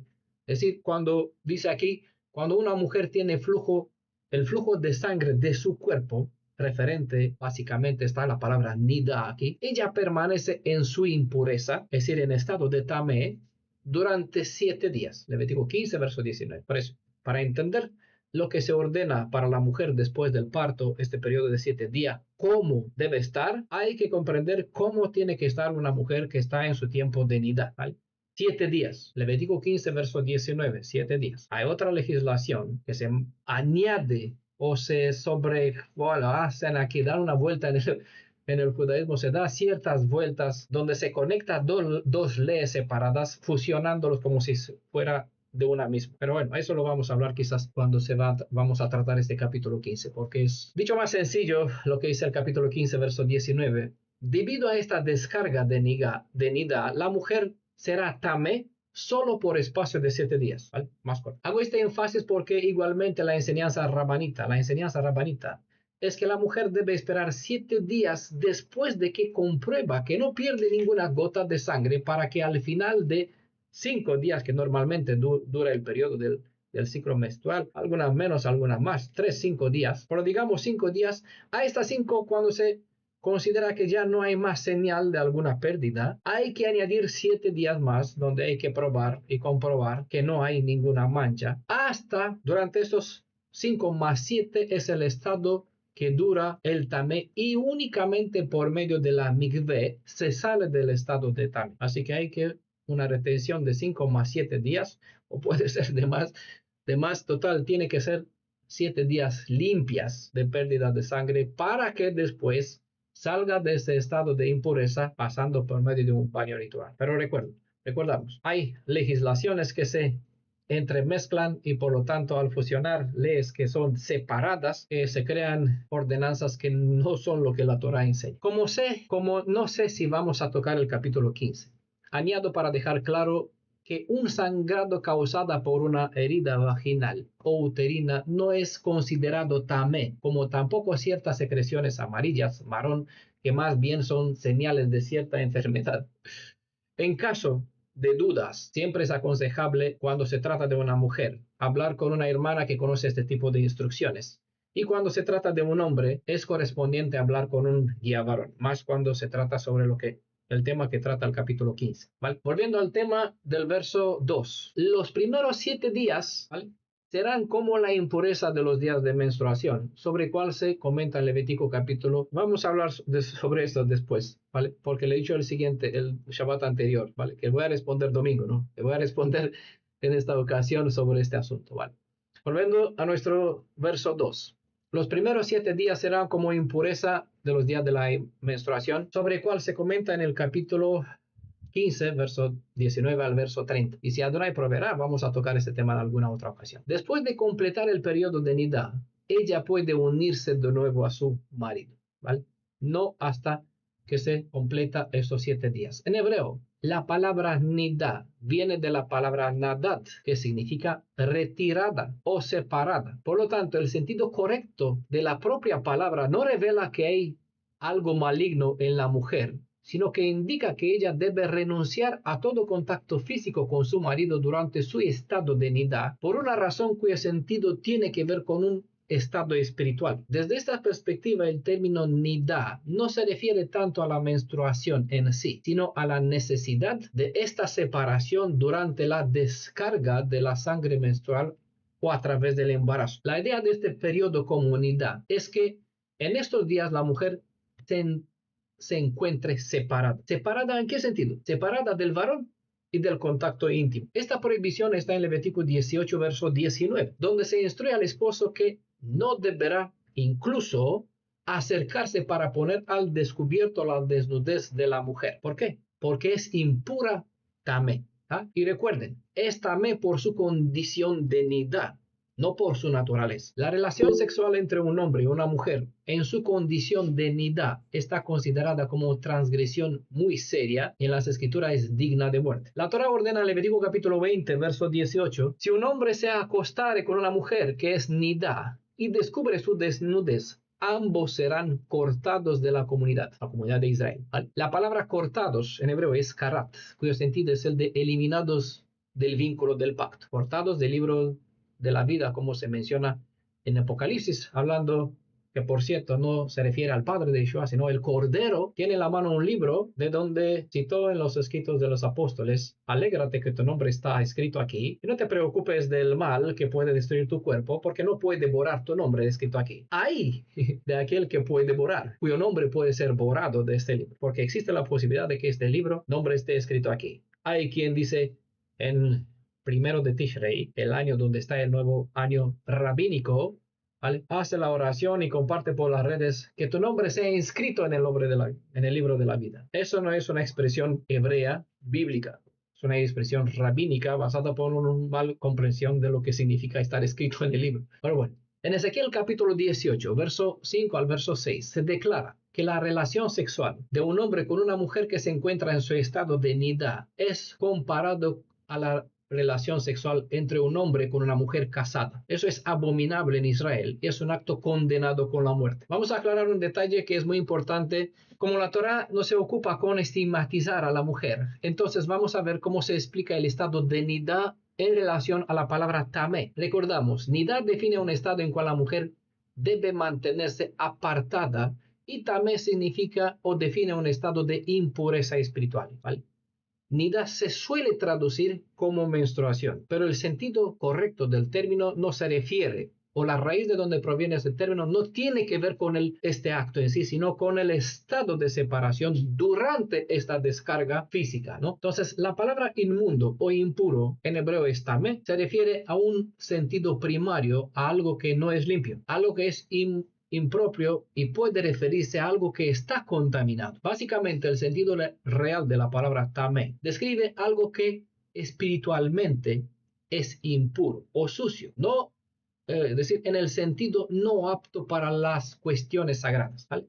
Tamé es impuro en el sentido no físico, sino que no es apto para las cuestiones sagradas. Entonces, como el estado de nidá puede referirse a un periodo en cual la mujer está prohibida para el hombre, tamé es un estado en cual el hombre, también la mujer, tiene prohibido acercarse a las cosas espirituales. Tamé simplemente nos muestra que algo no es apto en determinadas situaciones. En este caso en particular, la idea es que la mujer en su estado de nidá no se encuentra apta para la intimidad sexual con su esposo. Con mayor razón, en esa condición, no estaba apta para la santidad que se requiere para poder participar de las actividades que se realizaban en el templo. ¿Vale? Para responder a las preguntas, la ley es puntual y nunca en todas las escrituras, desde, no sé si me escucha Irina también, ¿vale?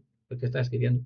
Nunca desde Génesis hasta Apocalipsis no se confunde lo que es templo con lo que es iglesia, sinagoga, congregación, quejila, como más quiere llamarlo uno, comunidad, ¿vale?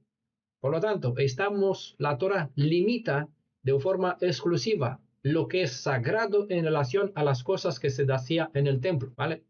Así no hay problema. Si una persona, es decir, ni siquiera en el judaísmo rabínico, no está prohibido que una mujer en el estado de nidá no eleve una oración. No está prohibido tomar el rollo de la Torah en sus manos, ¿vale? Salvo que está sucia, ¿vale?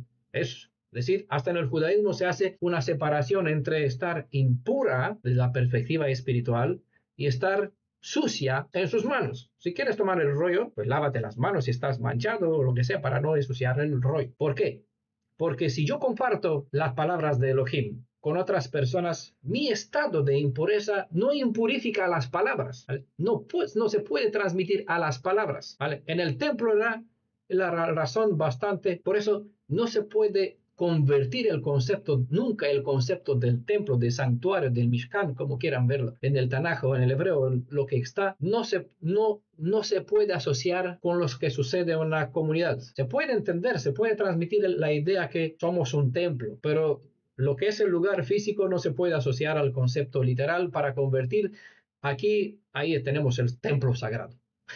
Eso sería sacar el concepto hebreo, lo que es la realidad hebrea, para darle una interpretación y convertir una iglesia en un templo. Como está en todas las iglesias del mundo, trae el dinero al templo, porque si no traes tu diezmo a la iglesia, estás robando a Elohim. ¿Por qué? Porque dice la Biblia, ¿dónde? En Malaquías. Pero tú eres sacerdote, eres levita, actúas en el templo, porque el dinero yo tengo que darle al levita mientras, y al sacerdote obviamente, mientras está vigente lo que está en el templo. El máser es una legislación, lo que es el diezmo está en la Torá, pero está condicionada, está puesta en un paquete de leyes. Yo no puedo sacarlo de aquí. Así que no, nunca en ninguna parte, ni siquiera en el judaísmo, se saca el concepto del templo y se sitúa el concepto de sinagoga, yeshiva, o lo que sea. Por lo sagrado que es una sinagoga, una yeshiva, no se puede asemejar, no confundir con el templo. Por lo tanto, una mujer en estado de nidá puede entrar en una sinagoga. Así que pueden estar presentes, no hay ningún problema.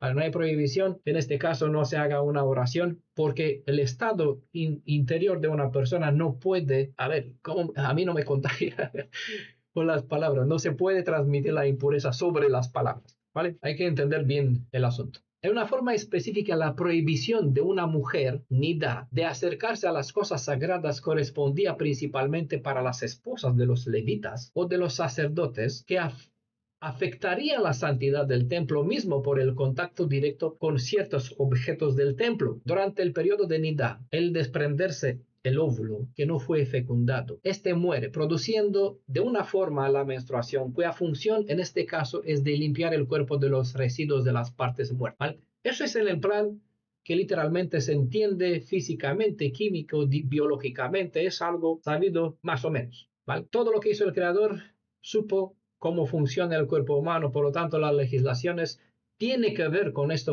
funcionamiento normal, pero obviamente sobre todo contiene enseñanzas que es de beneficio espiritual. Tengamos en cuenta que la vida, lo que es el nefesh, como se entiende, como está el término en hebreo, que se traduce con voluntad, vitalidad. La vida está en la sangre. ¿Cómo es la ley? No comas carne con sangre. ¿Por qué? Porque hay vida en la sangre. ¿Qué se tiene que hacer? No puedo comer carne. Puedo comer siempre que quiero, ¿vale? Siempre y cuando se practica el desangrado del animal, no hay problema, ¿vale? Eso es el reglamento en la Torah. Desangrarlo como corresponde y comerlo siempre y cuando es un animal kosher, ¿vale? Que tiene pezuña y que pezuña abierta, ¿vale? De esta forma, el estado de nidá por la pérdida de la sangre es una forma de ver la pérdida de la nefesh o de la vitalidad de la vida. Por lo tanto, todo lo que favorece la vida está alineado con lo puro, lo que se entiende como tahara, ¿vale? Porque lo puro o tahara es estar conectado con la fuente de vida, con el Creador. Y todo lo que está alineado hacia la cesación de la vida es muerte, lo que se traduce como tuma, o lo que se entiende con el término tuma. De modo que tuma es relacionado con lo impuro o con lo inmundo, lo que es tamé, ¿vale? Recuerden, la instrucción, el estado de tamé a causa de la nidá o del parto, el parto en el hebreo se dice ledá, ¿vale?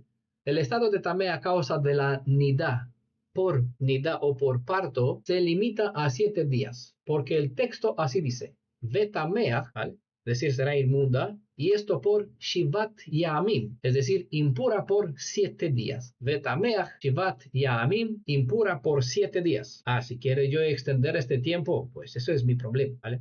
No se puede añadir más santidad a la santidad que requiere una ley. La ley dicta un término. Si yo me extiendo, yo no puedo decir voy a ser más santo, por lo que han hecho las mujeres en otros tiempos, ¿vale? en el judaísmo, obviamente, y han extendido este tiempo a 7 días más. No vas a traer más santidad a la santidad que requerida de la Torah, ni disminuye ni añade, siempre y cuando yo tengo en cuenta el tiempo. ¿Vale? Cuando la mujer da a luz, queda en un estado de tamé por una semana, es decir, por 7 días, lejos de ser visto solo como un reglamento de limpieza personal.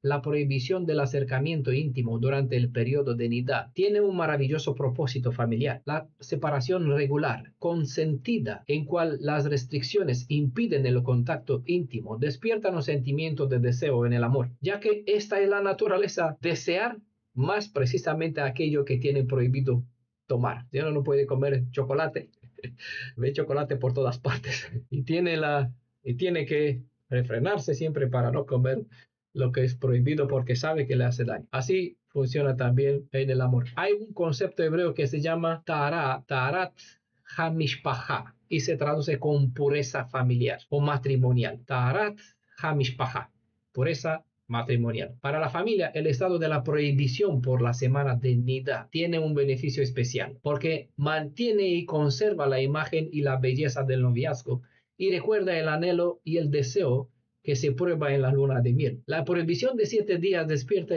sentimientos que forman parte de un éxtasis que mantiene viva la llama de la pasión en una familia. En la mayoría de las familias, la pasión se consume, para no decir con la noche de las bodas, sino a poco tiempo después de esto. En la mayoría, a poco tiempo después de que se contrata el matrimonio, se consume esta llama de la pasión. Pero la Torah proporciona en Israel, por medio de esos reglamentos, un método eficiente para preservar el sentimiento del deseo dentro del vínculo del matrimonio, nunca fuera.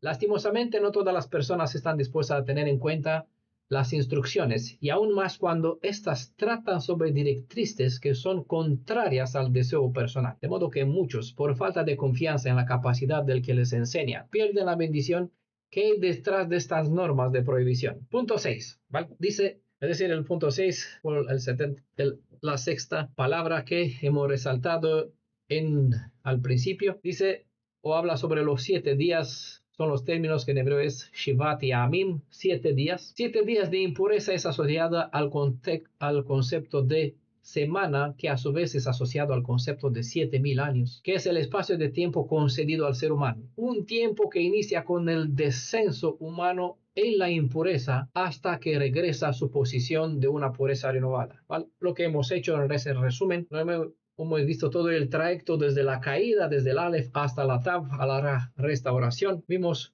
una serie de procesos, hay mucho más profundo, pero bueno, hemos pasado por un resumen básico que está revelado en el alfabeto hebreo desde el Aleph, el punto más alto en cual se encontraba Adán, en su descenso espiritual hasta su restauración, pasando por todo el proceso de la redención y la restauración. No hay por qué quedarse solo con observar la parte negativa de una caída en un estado de impureza, porque de todo se puede aprender cuando uno encamina su vida para ser restaurada. Hay que educar la mirada para fijarse en que se puede aprender hasta de una caída, porque a menudo es preciso a causa de un error que se despierta en uno la acción de elevarse nuevamente. Cada descenso espiritual nos da la ocasión de renovar nuestras fuerzas para ascender aún más. No se debe llegar a un estado de impureza para que uno comience a elevar su alma hacia el cielo. Pero esa legislación se ordenó precisamente para indicar que hay posibilidad de salir del estado de impureza. Y eso es un principio. Shaul decía, no hay que pecar para que se aumente el favor, lo que se tradujo con la gracia. No hay que pecar, no hay que caer para poder elevarse y tener una experiencia más con Elohim, ¿vale?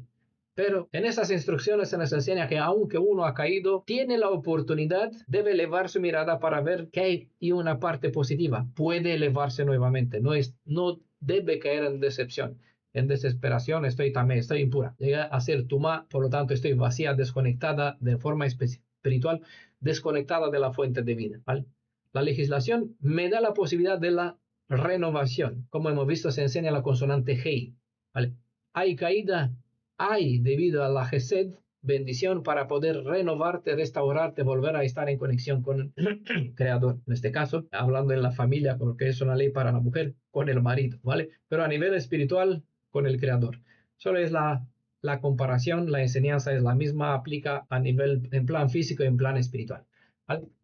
El propósito de la letra de esta ley es para indicarnos que de la misma forma como la impureza es un estado limitado a una semana, asimismo la impureza que Adán trajo sobre todo el linaje humano se limita a 7.000 años. También, como este tipo de impureza ocasionada por el derrame de la sangre durante el parto como durante el periodo menstrual, tiene una solución alternativa para poder renovar el estado anterior de pureza. Asimismo, la situación de Tamé en cual yace toda la humanidad tiene un remedio apropiado para restaurar todo el estado de Tahara, todo al estado, ¿vale? Al estado de Tahara, es decir, de la pureza que te brinda la oportunidad de volver a estar en conexión o conectado con el Creador, con la fuente de vida. Como vamos a ver, la ley indica que toda persona que se acerca a ella, vamos a ver en el siguiente Shabbat, durante el tiempo de esta semana contraía contaminación similar. Después de estos periodos, los visitantes de esos 7 días, esta semana en esos 7 días será prohibido.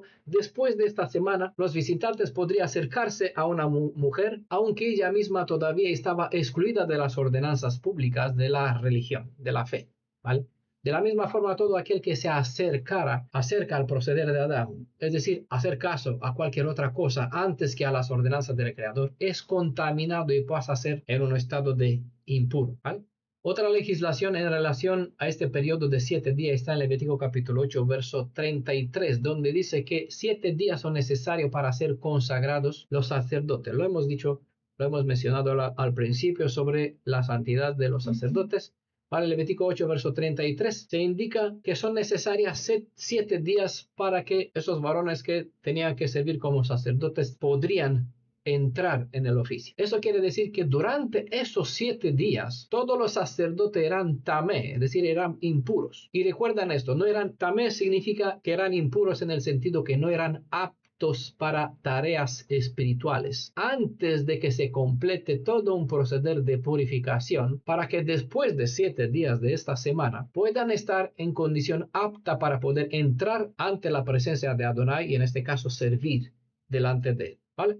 Esa de por sí es una enseñanza, una revelación que tiene que ver con la realidad espiritual donde se habla del ser humano.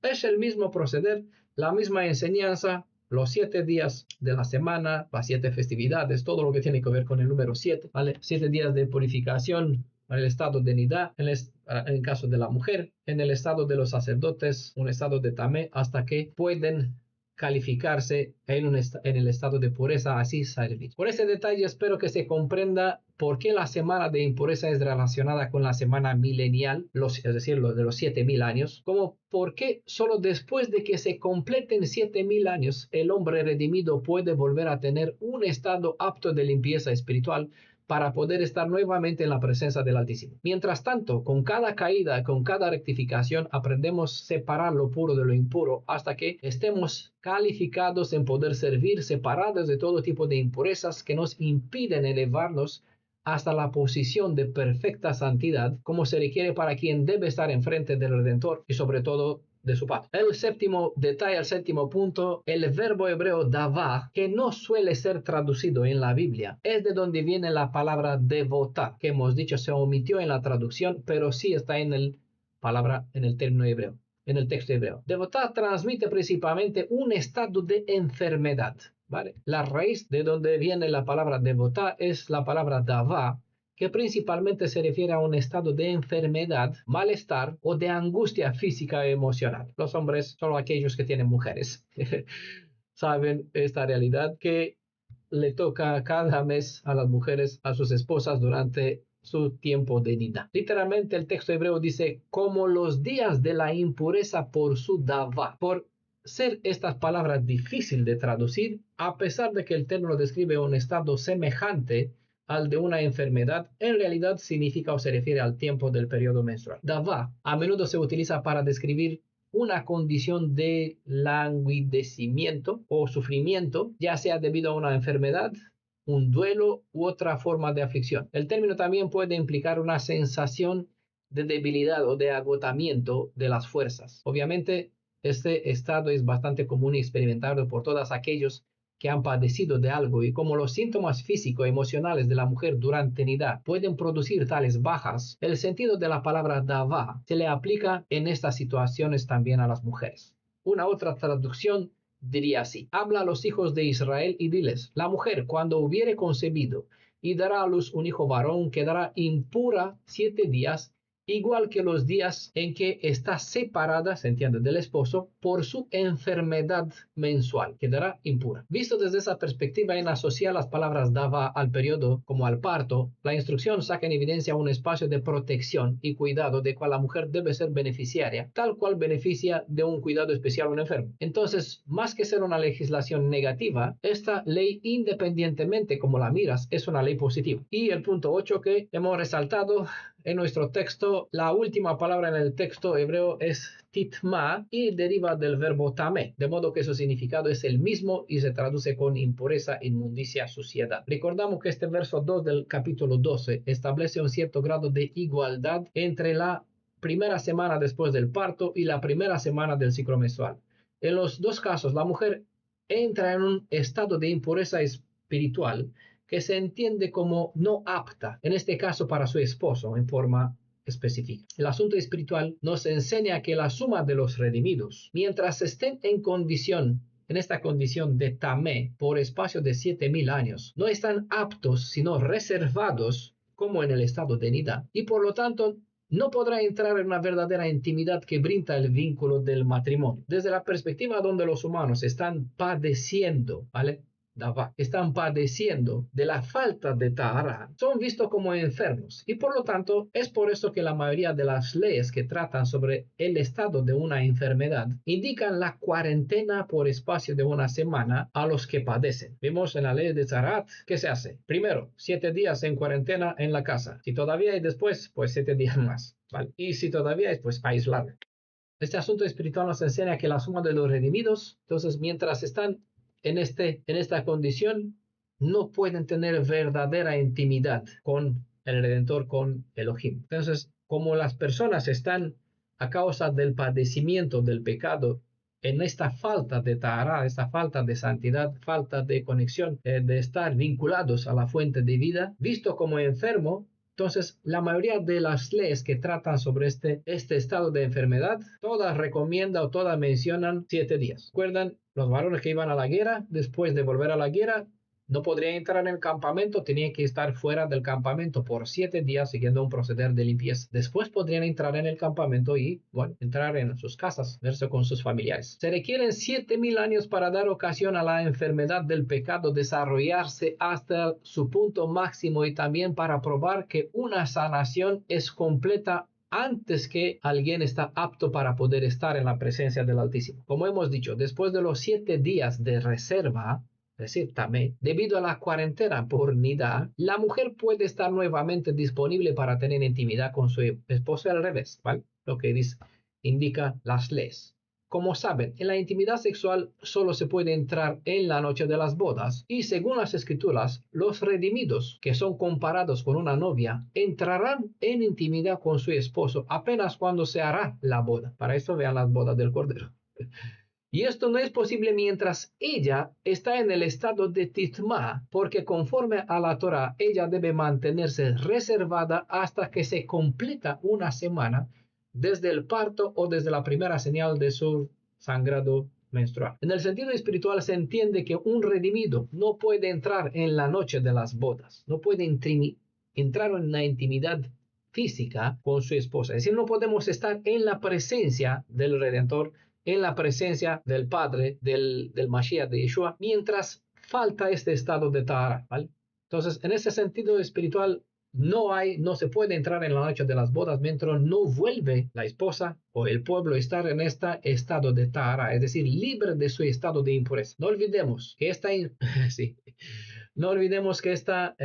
impureza vino a causa del pecado, que automáticamente implica muerte. Cuando el hombre pecó, perdió el potencial de vida eterna, de modo que pasó de tahara en el estado de un vacío espiritual de la presencia del Elohim viviente. Todo que se desconecta de Elohim automáticamente entra en el estado de muerte espiritual. Un vacío de Elohim es tumá, y un estado vacío de Elohim pasa a ser impuro, es decir, tamé. Como en aquel momento se activó en el caso de que el hombre cayó en el pecado, ¿vale? Como en aquel momento se activó el plan de la redención, esto implicó la pérdida de la vida de un cordero inocente, y la señal de este derrame de vida ha quedado sobre el hombre por medio del vestido que cubrió la desnudez espiritual del mismo. La piel del animal sacrificado era manchada con la sangre y por eso se requiere cuidado con tocar la sangre, ya que este es asociado con la pérdida de vida y por lo tanto con la muerte. La muerte de Yeshua hizo que su sangre se derramara, de modo que todo aquel que se acerca a Yeshua se acerca a su sangre derramada. Esa sangre tiene la potestad de preservar la vida de una persona aún en su estado de impureza espiritual, a la semejanza del tiempo por nidá, pero por un espacio de 7000 años. Así que el concepto de nidá y también no solo se refiere al estado de muerte en cual ha caído el ser humano a causa de su pecado que lo llevó a quedarse vacío de Tahara, sino que también tiene un sentido positivo donde se recuerda que el derrame de la sangre del Cordero de Elohim, aquel que entregó su vida para poder sellar por medio de su sangre a todos aquellos que le tocan. Está prohibida tocar acercarse a la mujer en la semana del posparto o en el tiempo de la nidá, ¿vale? Entonces todo aquello en contraste que se acerca a la sangre derramada de Yeshua entra en contacto o se benefician de la protección de la vida que les brinda este sello. Hay una diferencia entre la sangre de una mujer de parte como la de la que se encuentra en su periodo de nidá y la sangre de Yeshua. Mientras se prohíbe acercarse a la mujer durante la semana de su parto como de su nidá, para que no haya contagio de impureza causada por la pérdida de la salida del niño, es decir, por la pérdida de la vida extra que llevaba dentro, también por la pérdida del potencial de una nueva vida que podría crearse adentro de ella, que se vierte en el sentido del ciclo menstrual, que se expulsa esta vida que se ha desperdiciado. El que se acercara a la sangre de Yeshua recibe la señal de la protección. Todos estamos en la condición de impureza por acercarnos, en este caso por tener una relación íntima de parentela con nuestra madre, Eva, porque todo ser humano ha salido de ella y ha nacido, por lo tanto, enfermo bajo la condición de impureza. En cambio, todos aquellos que se acercan a tocar a Yeshua, cuando solo logran tocar, aunque solo logran tocar el borde de su manto, se liberan de la impureza causada por la pérdida de la sangre, es decir, del pecado que causó la muerte. Para más detalle en este sentido, les recomiendo el estudio sobre la sanación de la mujer que padecía de lo que hemos dicho se llama Zabach Dam, es decir, el flujo de sangre. Este video se llama ¿Quién me ha tocado? Está por escrito también. Hay 2 partes en audio y un solo PDF por escrito. Y trata sobre el caso que está en Lucas capítulo 8. ¿Vale? Bueno, aquí vamos a cerrar. Vamos a seguir el siguiente Shabbat a partir del verso 3. Hablando sobre la circuncisión nuevamente del 8º día más. ¿Vale? Pero bueno. Vamos a ver algunos detalles más en el siguiente estudio. Creo que hasta aquí ya tienen una otra perspectiva, algunos detalles que pudimos rescatar o algunas aplicaciones espirituales hacia cuál apuntan esas legislaciones en la mera letra, ¿vale? Shaul decía, la letra se convierte en un ritual religioso cuando no se entiende el propósito, ¿vale? Por eso hemos dedicado tiempo a la enseñanza básica terrenal, sino hemos tratado de ver un poquito sobre la perspectiva espiritual que plantea o que está dentro del espíritu, de la esencia de esta ley. Bueno, os voy a dejar el micrófono si quiere aportar algo, si no vamos a cerrar. A ver, hermana Irina, la don. El micrófono, no se escucha, pon el micrófono. Sí, Ahora sí. decía que iba a compartir la referencia de un verso que no sé si puedo decirlo ahora o después de terminar la grabación, porque me acordé de un verso. Diga el verso, después cerramos y si es continuamos después. Recuerdo que en Isaías en varias ocasiones se menciona en la escritura una expresión que se llama que se enuncia así, trapos de inmundicia, haciendo referencia justamente a las cosas que se utilizaban en el periodo ese del ciclo menstrual, las mujeres, ¿no? Y bueno, ya lo hablaré más después, pero ahora lo que quiero recalcar es esto. La gente se fija, y tú lo mencionaste, la gente se fija más en la parte literal de la instrucción que en el representativo. Esos trapos de inmundicia son asociados en un momento a la idolatría, a la contaminación que llegó a tener el pueblo por causa de la idolatría y de otros actos que lo dejaron delante de Adonai como impuros. como contaminados, como tamé. Entonces, eso me recordaba, ¿no? Que la gente se enfoca más en la parte fisiológica de lo que sucede con las mujeres, demás, y se olvida de la condición del pueblo por las elecciones que ha estado haciendo siglo tras siglo. Por eso es Elecciones. sí, por eso es bueno entender que esos términos en hebreos tienen un significado más profundo que se suele traducir. La interpretación puro e impuro ya limita el concepto a ciertos parámetros donde uno es bueno o el otro no es bueno, como es el jugo natural 100% puro, es decir, no tiene impuridades, ¿vale? Entonces, con este concepto, uno, si es impura, pues tiene cosas malas adentro de sí. Cosa que los términos en hebreo no sacan evidencia esta realidad, porque no es un asunto físico. La mujer cuando crea, según las escrituras, es una bendición. Esa bendición no puede ser negativa, es positiva. Pero el término en hebreo saca en evidencia una realidad espiritual, donde hay una desconexión debido al significado de la muerte, lo que es, bueno, lo que implica la pérdida de sangre, y esto tiene que ver o alude o indica una realidad espiritual. ¿Vale? Cuando no se entiende o no se asocian estos términos con la cultura, con el concepto, con la enseñanza correcta, se malinterpreta. Por lo tanto, la mujer entienda a entenderse que es marginalizada en la sociedad porque, bueno, no, yo no puedo, tengo que mantener, no puedo servirle un vaso de agua a mi esposo porque lo contamino. Porque se entiende, no se puede dar un vaso, por ejemplo, la mujer en tiempo de nidad, en el judaísmo no puede entregar un vaso de agua a su esposo, ¿vale?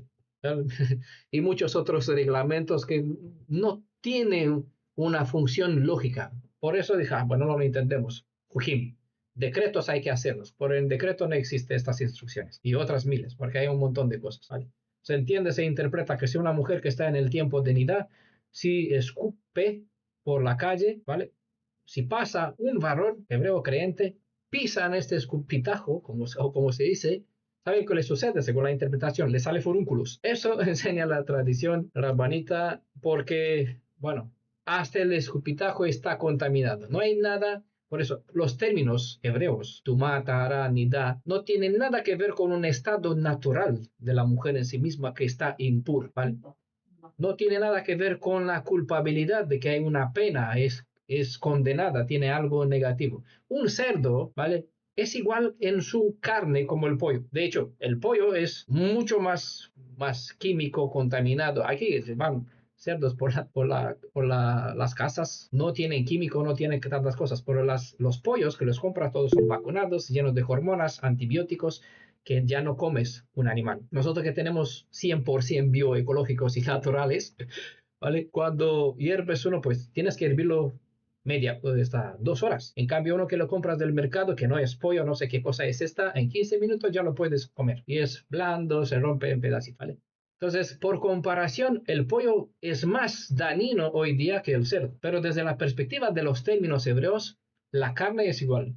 Es decir, no hay nada malo dentro del puerco. Por eso ha dicho que lo veas como impuro. Para ti que sea como tal. ¿Por qué? Porque el sentido del término se conecta con una realidad espiritual que yo tengo que entenderla. ¿Vale? Aunque se considera Hok en esta clasificación de leyes Hukim, estas leyes que son difíciles de entender, cuando se sigue la senda de los términos en hebreo, se percibe la realidad espiritual hacia cuál apunta. ¿Qué es lo que quieren decir? Entonces no hay nada maligno, no hay nada malvado, no hay algo pecaminoso dentro de la naturaleza de la mujer. Por lo tanto, si escupe no le pasa nada. Puede uno pisar porque no muere, no padece. Pero esta transmite la idea de una realidad espiritual que sí me hace a mí desconectarme del Creador, ¿vale?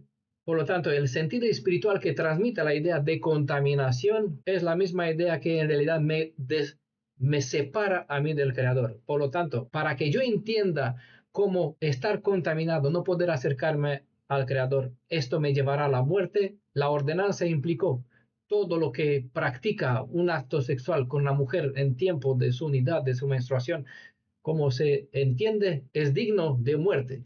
¿Por qué? Porque esta es la realidad espiritual, ¿vale? No tanto en el plan físico. Si uno come cerdo por error o lo toca por error, no muere, no se desconecta, no afecta su estado, su estructura interna. Por eso, bueno, por error, si no es por voluntad, es impuro hasta la tarde, hasta que baje el sol, ¿vale? Para limitar un poquito el concepto, porque no es una cosa gravísima.